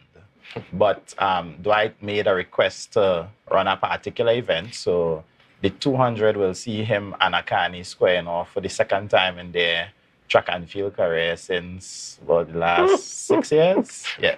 This sounds pretty exciting already. I mean, it hasn't happened yet, but this sounds pretty exciting. So, ain't no betting. We're not betting here. We're not doing anything illegal. But I'm not throwing it out. But what happens? What happens if you lose? What is at stake here? I guess ego. Ego, come on, we gotta raise the ante. Come on. What could be at stake here? Being called the best in Tobago. So Ooh, the best all right, the runner in title. Tobago. The title for the best in Tobago. Yes. Okay, that's a heavy title. All right. Well, tell us when all of this is happening. So it's happening on the 28th of May, starts at 2 p.m. And I'm going to emphasize it's starting at 2 p.m. because the Men Open 200 is supposed to be run at about 2:40 p.m. So we don't want to miss that race, which is very early, because we have the rematch 4x1 with Point 40 New Jets, who would have requested a rematch based on the outcome of the race last year. So May the 28th, this Sunday, 2 p.m., Dwight York Stadium. Come and get yourself entertained. Lots of key performances and lots of challenges and titles to be won or retained. Now, is there media coverage? Is it going to be streamed online? So currently we don't have that as an opportunity for persons. We are hoping to have that done next year. But the live action is what we're going to have for now, yes. Okay, so live action. Give us the cost, because I'm understanding this is not a free event, because this is about raising some money here. Yes, so the cost of the event is $40 for general admission, but we also have a Paradise Experience version. Now, the Paradise Experience version is what we would term our VIP option, where persons would be treated to different aspects of the event in terms of seating and in terms of meals and drinks. We also want to state, however, that this Paradise Experience option is limited based on the number of seats that we have available. So persons who may be interested in that need to get in touch with any one of our executive members, coaches, or athletes to confirm their space in the event. All right. So we really want to thank you, gentlemen, for being on the program with us. Thank you so much for being on the program with us this morning. And we want to encourage our viewers this morning to come on out and support. You're attached to a club or not, but it's also an opportunity for parents with younger children. Let them come out, let them see what what are some of the opportunities for them, in the future. Any regrets at all about that decision? Probably just not starting as soon as I should have. A little bit earlier. Yeah, starting a little bit earlier, but other than that, I've been very thankful from this get-go. Were there moments when you had to get up to train and you said you wish that, oh God, I wish I could stay in bed. Rain is falling. Everybody else is at home. It's a holiday. I wish I could stay at home, but I have to get up and go. Were there moments along the journey that you wished you didn't have to? Not really. There were moments in training where I was contemplating why I'm doing this because of the pain my body was going through. But I know in the long run that it will always be beneficial towards me, whether it be physical or mental or any other aspect. Okay. All right. Well, congratulations. Thank you again. Alan Morrison, I've got to say it again and again. Alan Morrison, all the best to you. Congratulations to Kaizen Panthers, and all the best to you. Thank you very much. All right. This is a club worth investing in Tobago. I have to say it. All right. So thank you again for being with us. And viewers, we want to thank you so much for being on the program with us this morning, for joining us today. Lots more coming up. We've got GMT coming up with Candace. And we head on over to Tobago Notes. So have a great day, Tobago. We'll see you tomorrow. Bye-bye.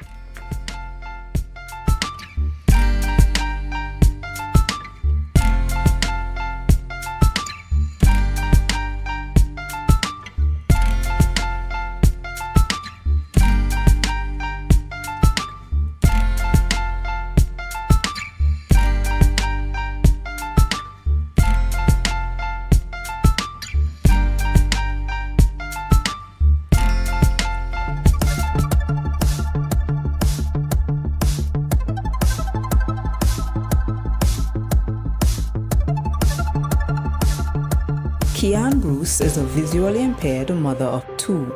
She's overwhelmed with joy and gratitude now that she has a home to call her own, thanks to the Division of Settlements, Public Utilities and Rural Development Social Housing Initiative, Home Ownership Made Equal. Home. I feel blessed. Blessed. I'm having a lot of mixed emotions, you know, but it's a wonderful thing to, to have a place to call home. I feel very happy since we come out of the situation that we used to be in, and that we can live a happy and a comfortable life. To the occupiers, you will have a top quality and lightweight steel structure. It is low cost to purchase. In fact, we estimated that one home, we don't want any of these homes in the social program to go beyond $450,000. This one came in under $400,000. This structure seen here, the foundation took 3 days to complete, and the house itself took 18 days to complete. 21 days in total, and we had a completed home.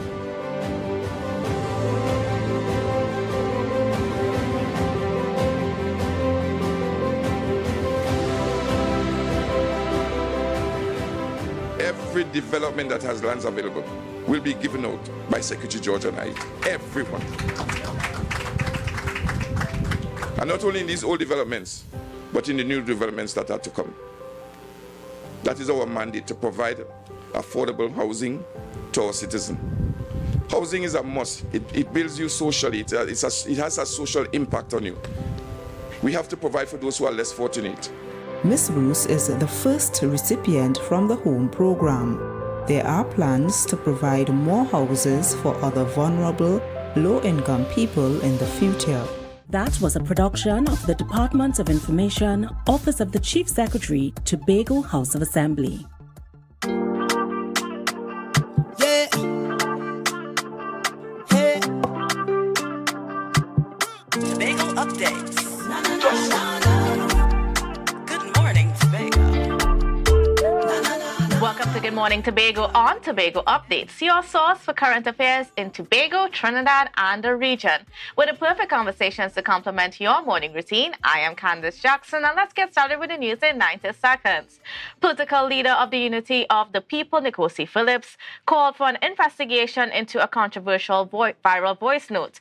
2 people were heard discussing using party supporters to spread propaganda on social media while providing them with teacher employment. According to Phillips, the information speaks to misbehavior in public office. They said it is also harassment and cyberbullying under the Offences Against a Person Act, which carries hefty penalties and prison time. Phillips revealed that they are writing to the Commissioner of Police, the Minister of National Security, and the Attorney General, requesting an urgent investigation into the matter. Meanwhile, despite the anticipation, Prime Minister Dr. Keith Rowley did not announce the date for local government elections in Parliament yesterday. During his statement on the matter, however, Dr. Rowley promised that the date would soon be announced and it would be within the next 90 days. It comes after the Privy Council ruled that the government acted illegally by delaying elections for over a year. According to Dr. Rowley, the Parliament will debate an amendment on Monday that would extend the term of all councillors and aldermen from December 2022 to May 2023. Once successful, a writ would be issued for an election date to be fixed within 90 days. And finally, the political leader of the Progressive Democratic Patriots, Watson Duke, accused the Prime Minister of the quote, defending stupidity, end quote. During his statement in Parliament, Dr. Rowley attempted to validate his government's handling of the local government elections before acknowledging the Privy Council's ruling. Duke stated that the Prime Minister is irritating the public by not yet announcing the date for the elections. And that was your news in 90 seconds. Well, viewers, now we are turning away from the politics for this morning, and we're switching over to some, environmental updates. We have World Ocean Day coming up on June 8th. And on set this morning to talk to us about some things about World Ocean Day and the all the activities planned for it, we have Mr. Barry Loveless. Good morning and welcome to you, sir. How are you? Good morning, Candice. I'm fine. Thanking God for life and health. Certainly. And great to have you here. Yes, good morning, viewers. Now, our oceans are very important. You know, it's where we get a lot of our food. It's how our coastlines are protected. And, you know, there's so much, right? Yes. So the theme for this year, according to the UN, is Planet Ocean Tides Are Changing. Right. And of course, this is it has everything to do with climate change and all the things that are happening, the rise in sea temperatures. You know, we've seen rougher and rougher seas as we go along. So much is happening, and that is affecting our lives currently. So, you know. Yes, and you put the thing in proper perspective there, right? Because the ocean is such an important aspect of island life in Tobago, right? Or tourism. We're surrounded by it. Exactly. Tourism, which is our main income earner. It's based on the blue, well, we call it the blue economy, right? All things blue, right? Our main tourism attraction, what is it? It's the Buku Reef. Yeah, exactly. Right. So, World Ocean Day is something I think we should be commemorating in a big way. Now, the Department of Marine Resources and Fisheries, we are looking to do things in a big way this year. And well, I would just want to say, when I say the Department of Marine Resources and Fisheries, I'm also speaking by extension about the division, the long name division. Yes. I'll say it only once. The division of food security, marine resources, natural resources, the environment and sustainable development. So anytime I say the department or the division, that's what we're talking about. Right? So we want to do it a number of activities this year. In fact, I call it a suite of activities, a suite of 6 significant activities. And the thing about it, we're not doing it alone. This year, we're doing with our partners, a lot of partnerships and so on. So I just want to, you know, in the short time we have here, just outline what these activities are. And I mean, more than that, I want the public to be very engaged in these activities. It will be happening over the period May to June. Yes. Right, as you said. The day itself is on June 8th, but that's a holiday. That's Corpus Christi, right? And significant also that of that same week, June 5th, that's when we celebrate World Environment Day within that same week, which is closely related. So we were of the thinking that, you know, why not let's, you know, expand the activities surrounding the month, you know, and have a series of activities. So there are 6 activities. So we're starting off with a beach cleanup on May 29th. Right. Well, actually, we already started because in May 16th, we had a beach cleanup, and that was at Kilgwin. Now, that one was led by the Assistant Secretary, Mr. Tate, right, and the department, the staff, and the management and staff of the department. And, well, we thought we should lead by example. So we went down to Kilgwin Beach, right? You know, the mangroves there, the road that passes through the mangrove.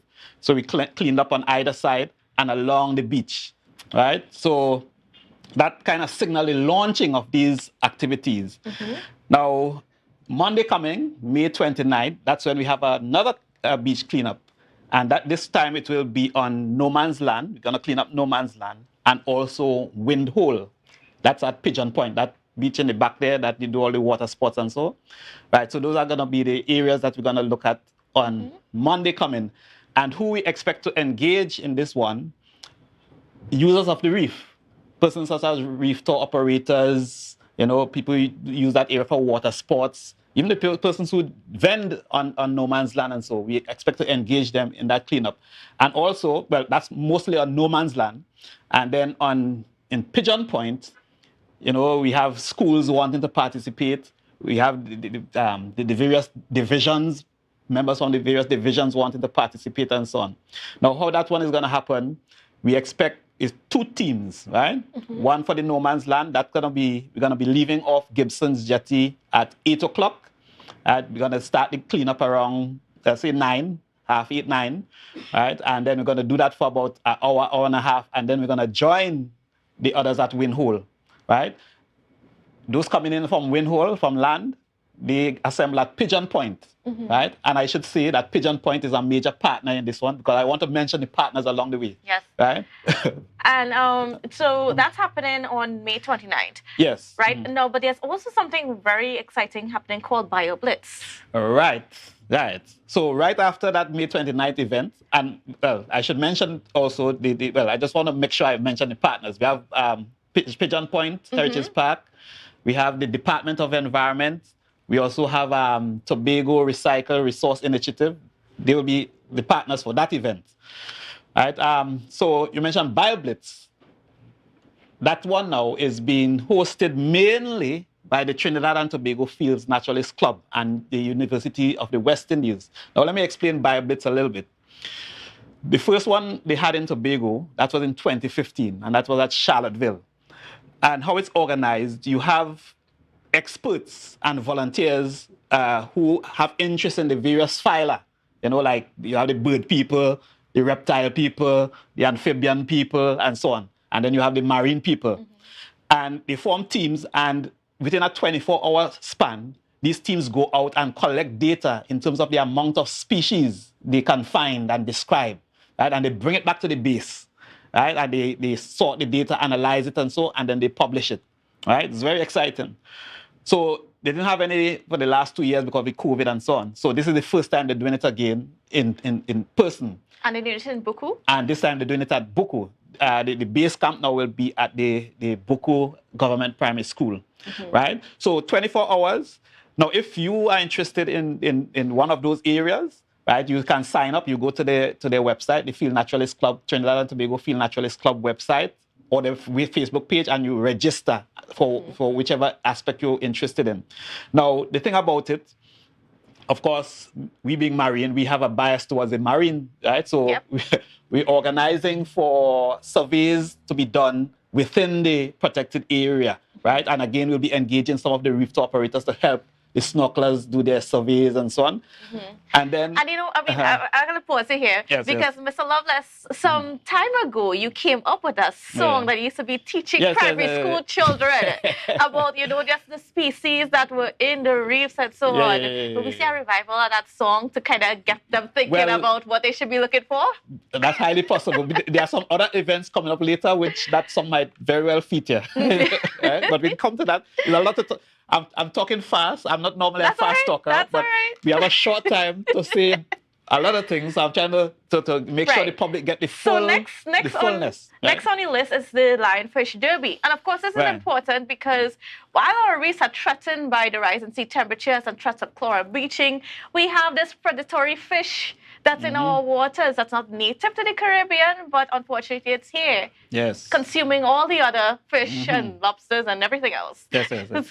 Well, just before I move on to the BioBlitz, as I said, I want to make sure I pick up the partners. So BioBlitz, we have Species, the Buku Reef Trust, we have Tobago Arc. Those are major partners in that event, right? And if, as I said, sign up and participate. So you talk about the Landfish event now. That's coming up next. Now that's a big one. That's on the 7th, the 7th of June.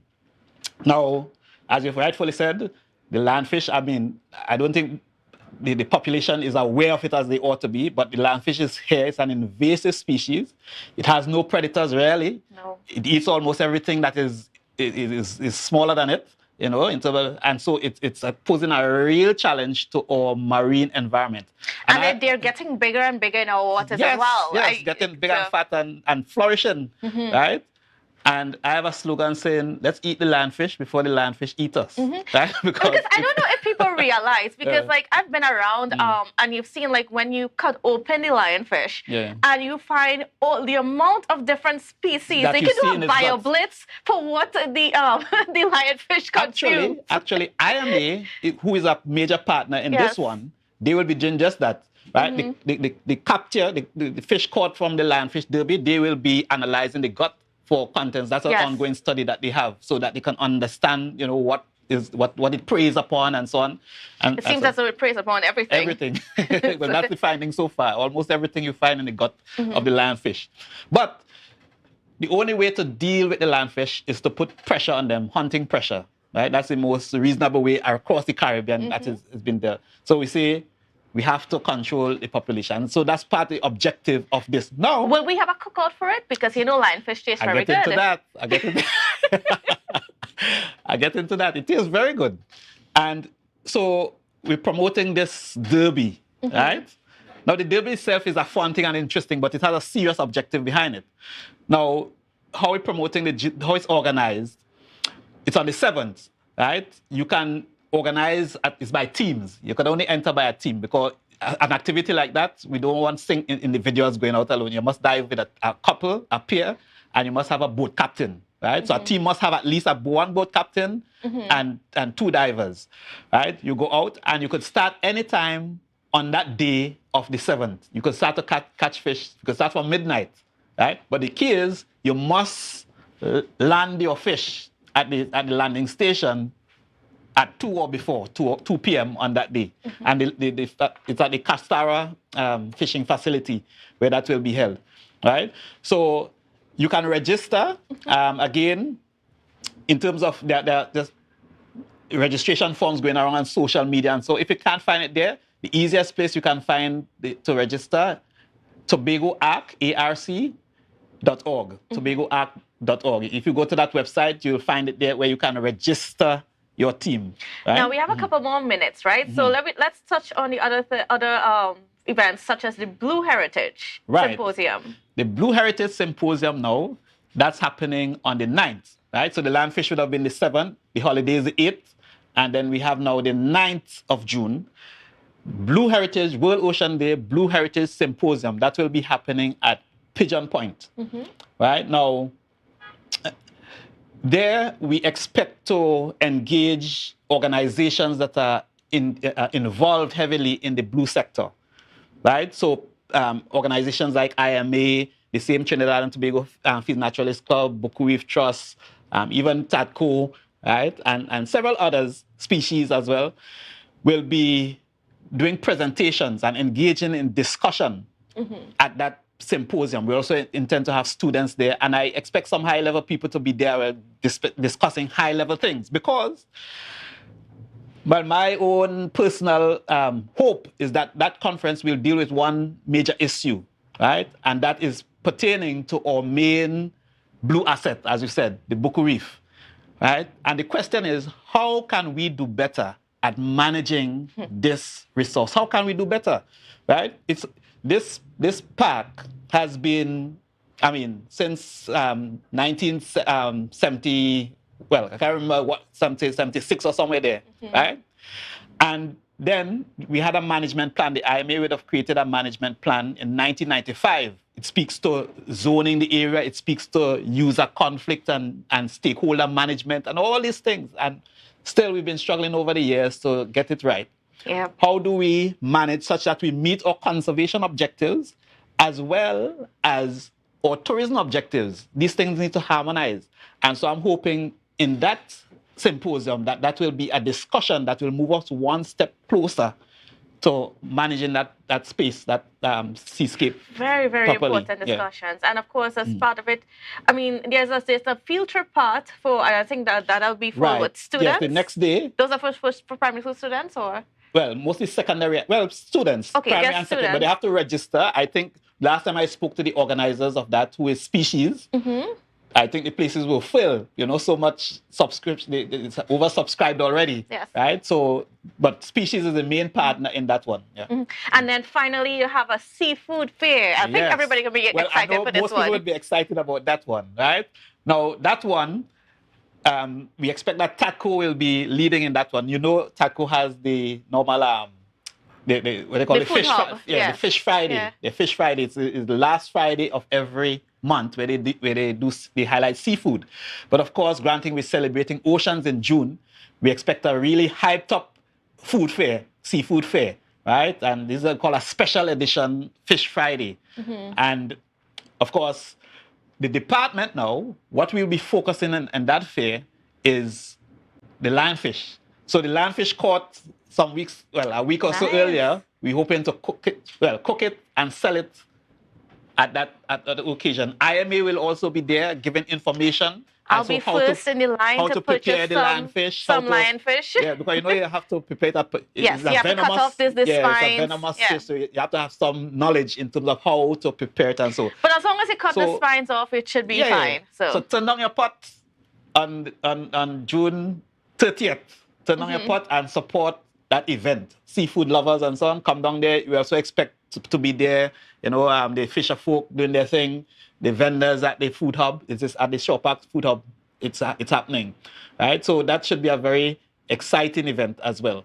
All right, folks. Well, there you have it now, Mr. Lovelace. Unfortunately, we are out of time, Yes, but yes, we are yes. certainly looking forward to see what happens. We'll be following up with all these various events as we, pay attention to our ocean. Yeah. So important right now because if you don't know, like certain things like our coral reefs, are on a serious threat around the world. serious threat. 50% of the world's coral reefs are gone. Yeah, and we have a little bit here to protect. We have a little bit here to protect. Right? All right. So just two things before we go that I want to leave on the mind. TobagoArt.org to get more information on all that we've spoken here. Tobago Art, that's easy to remember. And if you're willing to sponsor, especially lionfish event, give me a call. All right, and we talk. All right, good stuff coming up. Very good All right, stuff. thank you so much, Mr. Lovelace. You're going to be on with us, and we can just develop some of these things a bit more. Yeah. But again, thank you. Invite me back. We will. We will. All right, viewers, we're going to take a quick break, and we will return with some more discussions on GMT. Don't go anywhere. Start to rise, the energy fill the skies. I say, thanks for favor.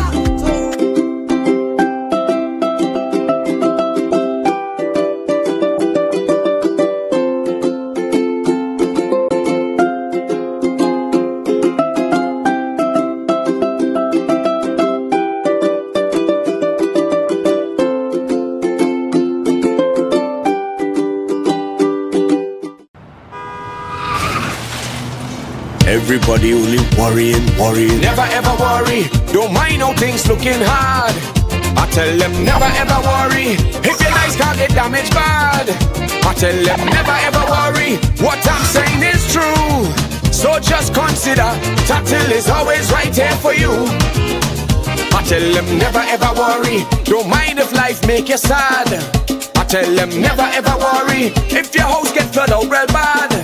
I tell them never ever worry. What I'm saying is true. So just consider Tatil is always right here for you. I tell them never ever worry. If sickness catch you off guard. I tell them never ever worry. If times fall on you real hard. I tell them never ever worry. What I'm saying is true. So just consider Tatil will always be here for you. Never worry about a thing. Tatil, where people are people. You know what I mean. If you see or know about a crime, report a crime safely and anonymously. Call 800-TIPS. Help stop crime. You can play your part safely and anonymously. Report a crime. Earn a reward. Call 800-TIPS. Help stop crime. Be a hero, champion, fearless citizen. Be a crime stopper safely and anonymously. Call 800-TIPS. Help stop crime. Coconut's Cafe, the buffet restaurant that specializes in all your tasty local dishes for breakfast and for lunch. Breakfast includes coconut bake and sada roti served with chokers, buljoil and sausages in tomato sauce. Not forgetting beef and cheese pies, shepherd's pie, macaroni pie and rice in various styles. Meat served in a variety of flavors, garden salads and pasta salads. All this accompanied by fruit juices, coconut water, your choice of a great combination to appease your taste buds. So call us today to order as we are here to accommodate your busy schedules or if you are having a cooking day off.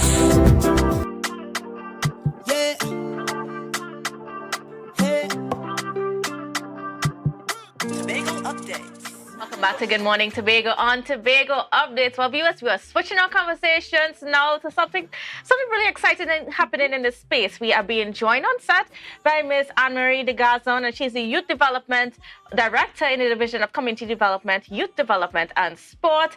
And we are also being joined online from Barbados. We have Mr. Tyrone King, and he is the founder and chairman of Project Discovery, Inc. Good morning and welcome to you both. Good morning. Good morning.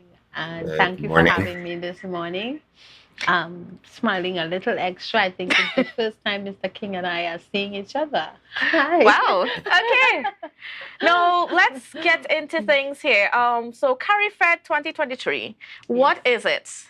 CariFed for us, it's new, and I think Mr. King needs to take this to give you some of the background in terms of what CariFed is, and then I can join in terms of how we've connected with this and how in Tobago it's going to be impacting. So, Mr. King? Good morning. Good morning. Well, CariFed is the Caribbean Youth Forum on Environment and Development. It is the brainchild of an organization called Project Discovery, which started in Barbados. It's a regional youth development program. It started in Barbados in 2008. Project Discovery then expanded across the region. We started working with students in Trinidad around 2010, and then we established Project Discovery Trinidad and Tobago. It's a legally registered nonprofit organization in 2015, but we've had some challenges engaging more youth from Tobago. So we're really working assiduously at making that happen going forward from this year. Specifically, CariFed. CariFed is a program which takes young people 16 years and over. The target group is actually 16 to about 21 or 22. And we look at an issue of regional significance, and then we try to take all of this stuff that they were exposed to in school over the years, and we try to address the issue of regional significance.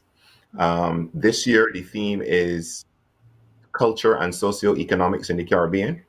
We're specifically interested at helping young people to come into some clear understanding in their own space as to how they can address issues like youth unemployment, wealth generation among young people especially. And we're looking at this specifically coming out of the COVID lockdown period, because that has left a lot of people disillusioned. And we have a lot of young people who are talented. Some of them are talented and academically qualified. Some of them are talented and qualified with skills and other things that can generate a lot of income or a reasonable income. But the opportunities are not clear for them to see. So we are going to bring we've invited young people from 10 Caribbean countries, including Trinidad and Tobago, and we are going to bring them together in Trinidad, and we're going to look at cultural diversity. We're going to look at economic opportunities. We're going to do youth development. We're going to look at event management training. We're going to look at a whole set of stuff that we're hoping, as they bring their brilliant minds together, will be able to help them and help their particular countries, but most of all help the region to go forward as a result of their involvement in this activity. So, Anne-Marie, now tell me about the opportunity that is there for Tobago students and how you are helping Tobago's young people be involved with something like this. Right. So as the Department of Youth Development, our focus has been the involvement of young persons, more so from the area of being co-creators of their own development. We value the resource that young persons bring, and our youth empowerment strategy speaks to that as a positive youth development approach. So CariFed fits right in there with that kind of philosophy and the what we want to create in this space for the young persons of Tobago. So the department, our division, will be ensuring the participant of 7 young persons from Tobago, and they will have 2 adults with them who would allow for the support that they need to be continued after CARIFED happens, right into the development of the project discovery set up, and that will happen after. So it becomes something that is very sustainable and fits with our approach to ensuring that our young persons give service in the Tobago space. And not just service, but relevant and pointed to critical issues of development on the island. So that's where we come in. And so we are using a process to identify that's as open and broad as possible. We're not handpicking, but we are creating an opportunity for those young persons within the age group to apply. There's going to be a screening and a selection of who we have go. So this is a real good opportunity for you to get in there and then continue to support their participation in the conference that will happen between July and August, and continue then to establish the systems to support them after. And Mr. King, I would like you to tell me a little bit about, why is it so important that we have our young people from around the region to come together in one space to discuss these things? Nice. Okay. We don't have enough time for me to really go in on this because this is really a big thing for me.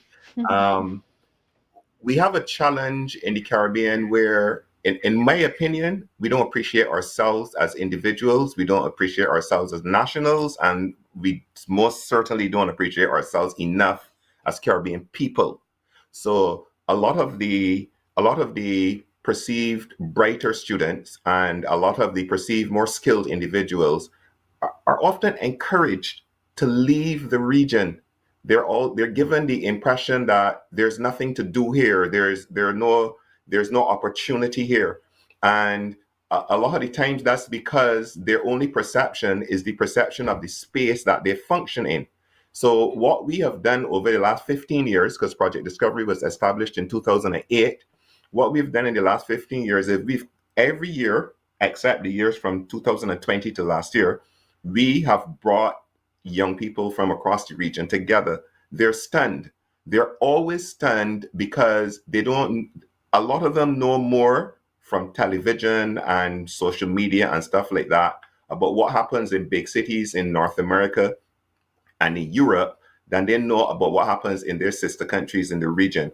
And when we bring them together and they begin to understand that their similarities are many, many more and stronger than their differences, then a lot of them change their understanding of how they can contribute to the development of this paradise that we live in called the Caribbean.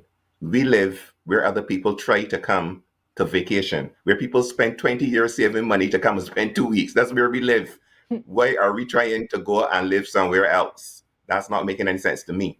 But if we don't show them the opportunities, if we don't show them that we don't have to go to school in the United States or in Canada or in Europe, if we get them to appreciate the majesty, the greatness, the wonder of a Caribbean education in a place like, say, the University of the West Indies, if they could only understand that UWI is among the top 5% of universities in the whole world. UWI is not some little poo-poo place, and other people appreciate it, and we don't. So we go and spend a fortune getting our young people North America, why call them brand name educations? And then the young people start out their life with a $1 million debt in student loans and that sort of thing. How can you go forward? That's not making any sense. So we bring them together to help them to share experiences, to help them to share dreams, to help them to share ideas. And in a lot of situations, the vast majority of situations, they come up with brilliant ideas to make a big difference right here where they live. If we had time, I would share stories with you. I share some with Miss Digazon already, but we don't have the time, so But that's I mean, the from concept. everything you've said, I mean, this is just something so exciting and so wonderful. And then it's just another way for us to connect with each other as Caribbean brothers and sisters. And, you know, I mean, that in itself is so priceless. And Anne-Marie, most importantly, we want our young people to be involved in something like this. And how can they be involved? Well, they start off by submitting an application. I think that's it. And just getting up and doing that and not feeling that, hey, this is not for me. And I really want to say that because there are a group of young persons out there who we are accustomed, you know. So we're looking for jumping the up. ones that We're are looking not for the- on, not highlighted usually, and not usually highlighted. given those opportunities. I like that. And that's why we said, let's open it up. You know, we could have gone the route and say, hey, we know these good ones who are out there. Let's pick them. They can speak up. They're involved. They're so. We're saying no. So I want to really send the message out there this morning to the persons who figure, I'm not usually, but I would like to, you know, give it a try. Fill out the application form as best as you could and submit it. And we are going to be giving every young person who applies a fair chance to let their views be heard. There will be a screening process.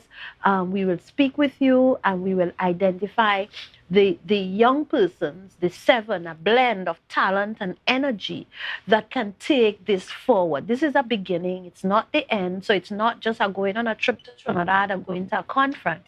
But you are really the beginning of discovering something new for Tobago, where young people can be involved in developing and charting where we go as a society. And where can they get those applications? It's available online. It's on our on our Facebook page at the division. We've been circulating it around social media so that you can make the contact. It's on the Project Discovery website. So get out there, get it, sign up, register. The deadline is June 4th, so you have a little bit of time. If you unable to get on, please contact us. The division's phone number is 639-4818. You can call and they will put you on to the youth department. Great. Okay, well, unfortunately, we are out of time, but I so much appreciate If I may Mr. say one King. thing really quickly, Okay, go ahead. quickly. Okay, we want to make sure that young people, especially 16 to 18, we don't want you to think that you're too young to take on leadership positions. You will be mentored, you will be trained. There is a Project Discovery Trinidad and Tobago that has been in existence since 2015. They know what to do with you. So don't be afraid if you think that you don't know everything you have to do. Somebody will help you figure it out. You just need to be willing and committed. Certainly. And viewers, for those young people out there, and for those watching who have young people that have that potential, you know, expose them. This is such a great opportunity. They only stand to benefit, and then it would be great to see where these, especially the ones that are not, I'm excited. I don't think I'm gonna be there, but I want to be there. I'm so excited about this experience. It's nice. I've had several of it in my growing up, and I think it's what gave me the broad exposure that I've had, and now able to relate to a lot of things so young persons don't lose this opportunity. It is good. It does a lot for you as an individual in terms of your personal development. Right. And many of us think that the only space we have, I think, as Mr. King said, is this little space called Tobago. It's bigger. Many young people grow up and they've never been outside of this space, and they're limited by what happens here, and a kind of hopelessness steps in. We're saying, no, the Caribbean is there. They're our neighbors. Grenada is just toops right there. Let's begin to think that we are broader than that. It does something for your own self-esteem, your own development. And we have a prized possession that many people in the world would love to have. Certainly. So for those young people, don't think you have to be popular or you have to be very much involved in all these youth organizations to be a part of it. All it takes is your commitment and your talent and your skills. All right, so give it a try. So thank you so much, Mr. King, for joining us from Barbados. And of course, Anne-Marie for being here in studio with us. I'll be looking forward to see what this does, not just for Tobago, but for the whole Caribbean. Excellent. Thank you very much. All right, viewers, well, we got to take a quick break, and we'll be back with some more on GMT. Don't go anywhere. It's a brand new morning, rise up to a brand new dawning. As the passion start to rise, the energy fill the skies. MI4 Security Services Company is the most advanced security service in Tobago. Ask about our cash and transit service. It's safe, risk-free, reliable, and timely. We provide safe banking delivery for all business types and sizes with highly trained staff, 24/7 monitoring, coordinated emergency response, and a well-maintained fleet of armored vehicles. Contact us at 660-7723 or visit our website at www.mi4securitytt.com to sign up today. Tapicom. Welcome to the future. The only card you will need in a new world. Digital business cards. Safe, hassle-free. The future is here. Tapicom. New generation digital transfer. Digital time clock cards. Digital attendance cards. Air tags. Customized designs. Digital clothing tags. Digital pet tags. Tapicom. The future is here. Contact us today. The Across the Floor Dance Company presents Emotions, Movement of the Heart dance production on Saturday, May 27th at the Shore Park Complex. Come see dances of all genres. Seating at 6:30 p.m. Show starts promptly at 7 p.m. Tickets are only $100. Children 10 and under pay $50 at the door. Tickets are available at Shore Park Complex box office or please call 391-2816 for more information. This is an event for the entire family.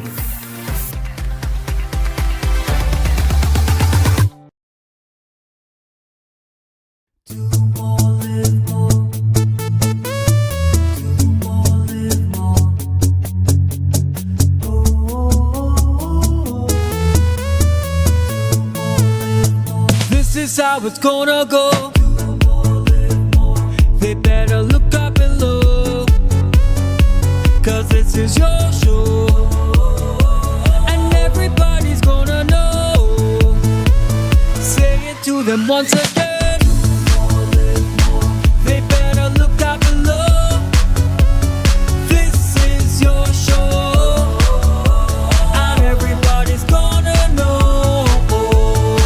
That's how it's gonna go. They better look up below, 'cause this is your show. October will never be better with Tobago Carnival fever. Book your passage and come on over. Yeah. Hey. Tobago Updates. Welcome back to Good Morning Tobago on Tobago Updates. Our viewers, you know, Tobago is such a wonderful place in terms of its creativity. We have such talented people within our space. And we have two of them on set with us. We have been joined by Mr. Shay Richards from Black Saint Lab. He's a designer and director for Black Saint Lab, as well as Mr. Jaquan Kwashi, and he is the operations manager of Black Saint Lab. So good morning and welcome to you both. Good morning, and thanks for having us. Very happy to be here. Great. So I've seen you wearing some real cool apparel, and I am guessing that this is your designs. So tell me about Black Saint Lab and what do you guys do? So Black Saint Lab actually started about 2 years ago, during the pandemic, COVID. It started because we really have like a passion for fashion, really. We wanted to start our own like culture, kind of per se, through like originality with designs, something different, something that our local people here could enjoy also, instead of just buying stuff from, coming from abroad and all that. So yeah, we just try to be original with our designs and just keep pushing our culture forward with Black Saint Lab. And tell me about your journey so far, Chekwan. What's it been like? The journey been up and down per se. It's kind of difficult to get people from Tobago to like appreciate the culture itself, because people like to buy what they know. So getting them to switch from that to our brand has been the biggest challenge so far. But other than that, everything's been smooth sailing. And then tell me about that, in terms of, like turn into alternatives, because I mean everybody know the big brands that are out there. We have a culture where we like to wear our t-shirts and so on with those big brands flashed across it. It's like a status symbol. But I mean, what are you hoping to, in terms of like being able to change some of that? Yeah, actually, we want to just push it towards that direction also, whereas instead of going to those big brands, you can come to us locally right here. So my goal in the next 5 to 10 years is to have a brick and mortar store here in Tobago. That way, and we also sell internationally also. We sold a couple pieces in France, Poland, I think it was Spain also. Nice. So we have a Spanish, international connection, and we kind of based in the US also. So we're trying to bring internationals here to Tobago, like bringing, to come to the brick and mortar store, sort of like something to do while they're here. A store that they will enjoy and have the same feel as it would like out there also. So is it only t-shirts that you guys do, or? No, we also have hats, hoodies, but mostly t-shirts, t-shirts. And of course you have some of them with you here. Yeah.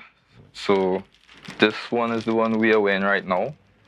I just bring it so you can like feel the material and like just see how it's printed. Yes, he has that nice buttery soft t-shirt material. And then this one is actually supposed to be dropped tomorrow. So this one is like one of the newest. So you're launching the designs on Tobago Updates, basically. Basically. Nice. Yeah, and then we have this one here for you. Oh, thank you. Hopefully it fits. All right, so tell me about the inspiration for the designs. So my inspiration comes from a lot of streetwear brands, such as Supreme, Bape. I don't know if you heard of any of them. I have brands like Off-White, Virgil Abloh, Kanye with the Easy. So these are my biggest inspirations, and I try to go for their look and how they just envision their brands and go forward with their cultures. And I'm seeing some artwork as well. Is it your drawings? No, so we actually have a designer. We can't actually draw, but we have the vision and the concept. Yeah, so all of the ideas come from us. Yes. We try to draw sometimes. We just give it to the designer, and then he comes up with the final, and we go with that, like whether we like this, whether we don't, whether we want to add something or not. Well, it speaks to also, being able to network and link with people, because sometimes this is how you can build your business. It's not just about you being able to do everything, but you link with the people, and then you that can do this stuff, and then you all work together to produce a wonderful product. Yeah, and that's the most important thing I've learned in this journey so far, because starting, it was basically me alone, really. And then it got to the point where, I was abroad for like the past 2 years since we started. And it got to the point where my partner here, Jacon, was always having to do like deliveries, inventory and stuff like that. So I just realized, like, I know he's my friend and he's probably supposed to help me, but let's take of it more business-like and just make it more business-wise and just, so that way split the profits, stuff like that. Everyone can get paid and just, and since doing that, it really helped to like boost sales, boost the brand, and it was the best decision I made so far. That's such great news to hear. Now, most importantly, how can people get connected with you? Because, everybody that's watching right now needs to get connected, need to buy a shirt, wear the brand. This is local Tobago brand here. So yeah, so you can get to us on mostly Instagram at Black Saint Lab, and for WhatsApp, his number. You can call 342-9097. Yeah, and that's basically it. Apart from that, I believe you will see us around. We are young. We are 20. Both of us are 23 years of age. Nice. And Yeah, so we have a lot of younger people supporting us, but we're trying to get to the bigger crowd, to the older people. Hopefully the right designs. Well, trial and error, and you guys would get there. And I mean, certainly, this is why you're here, to make sure that you get the support of Tobagonians, because we need to keep pushing our young people, especially like yourselves, for taking this bold step and putting your designs, your ideas out there. And, this is remarkable. So, viewers, please get connected at Black Saint Lab and get your t-shirts. We all don't need to be wearing the same big brand new t-shirt. We need to be wearing some of these things, and they have some wonderful designs. So, yeah, get your hands on them and support some young Tobago talent within our space. Yeah, it's Black Saint Lab, it's wearable art. Wearable art, I like that. All right, and the t-shirts are very comfortable, because from what I touched, they had a nice buttery feel. And you can feel like the design. See, he got some good, and the designs are really nicely printed on them. So yeah, some good things to come. And that's one of the most important things about our brand, Pussy. We try to base it more on quality, because in the beginning we wanted it to be like a more luxury brand. It's not like the normal prices that usual brands here go at. We try to price it a bit higher because we want to bring in the best quality possible. Also with the designs, we don't want it to be like after you wash it, it shrinks, or the design fades away, or if you pass an iron on it, it melts or something like that. So we just try the best to keep bringing the best. And so far, so well. The support has been amazing, and we truly appreciate it, Tobago. All right, great. So Black Saint Lab, get connected to them, get your t-shirts, get your other apparel, and yes, start wearing some good Tobago brands. Thanks.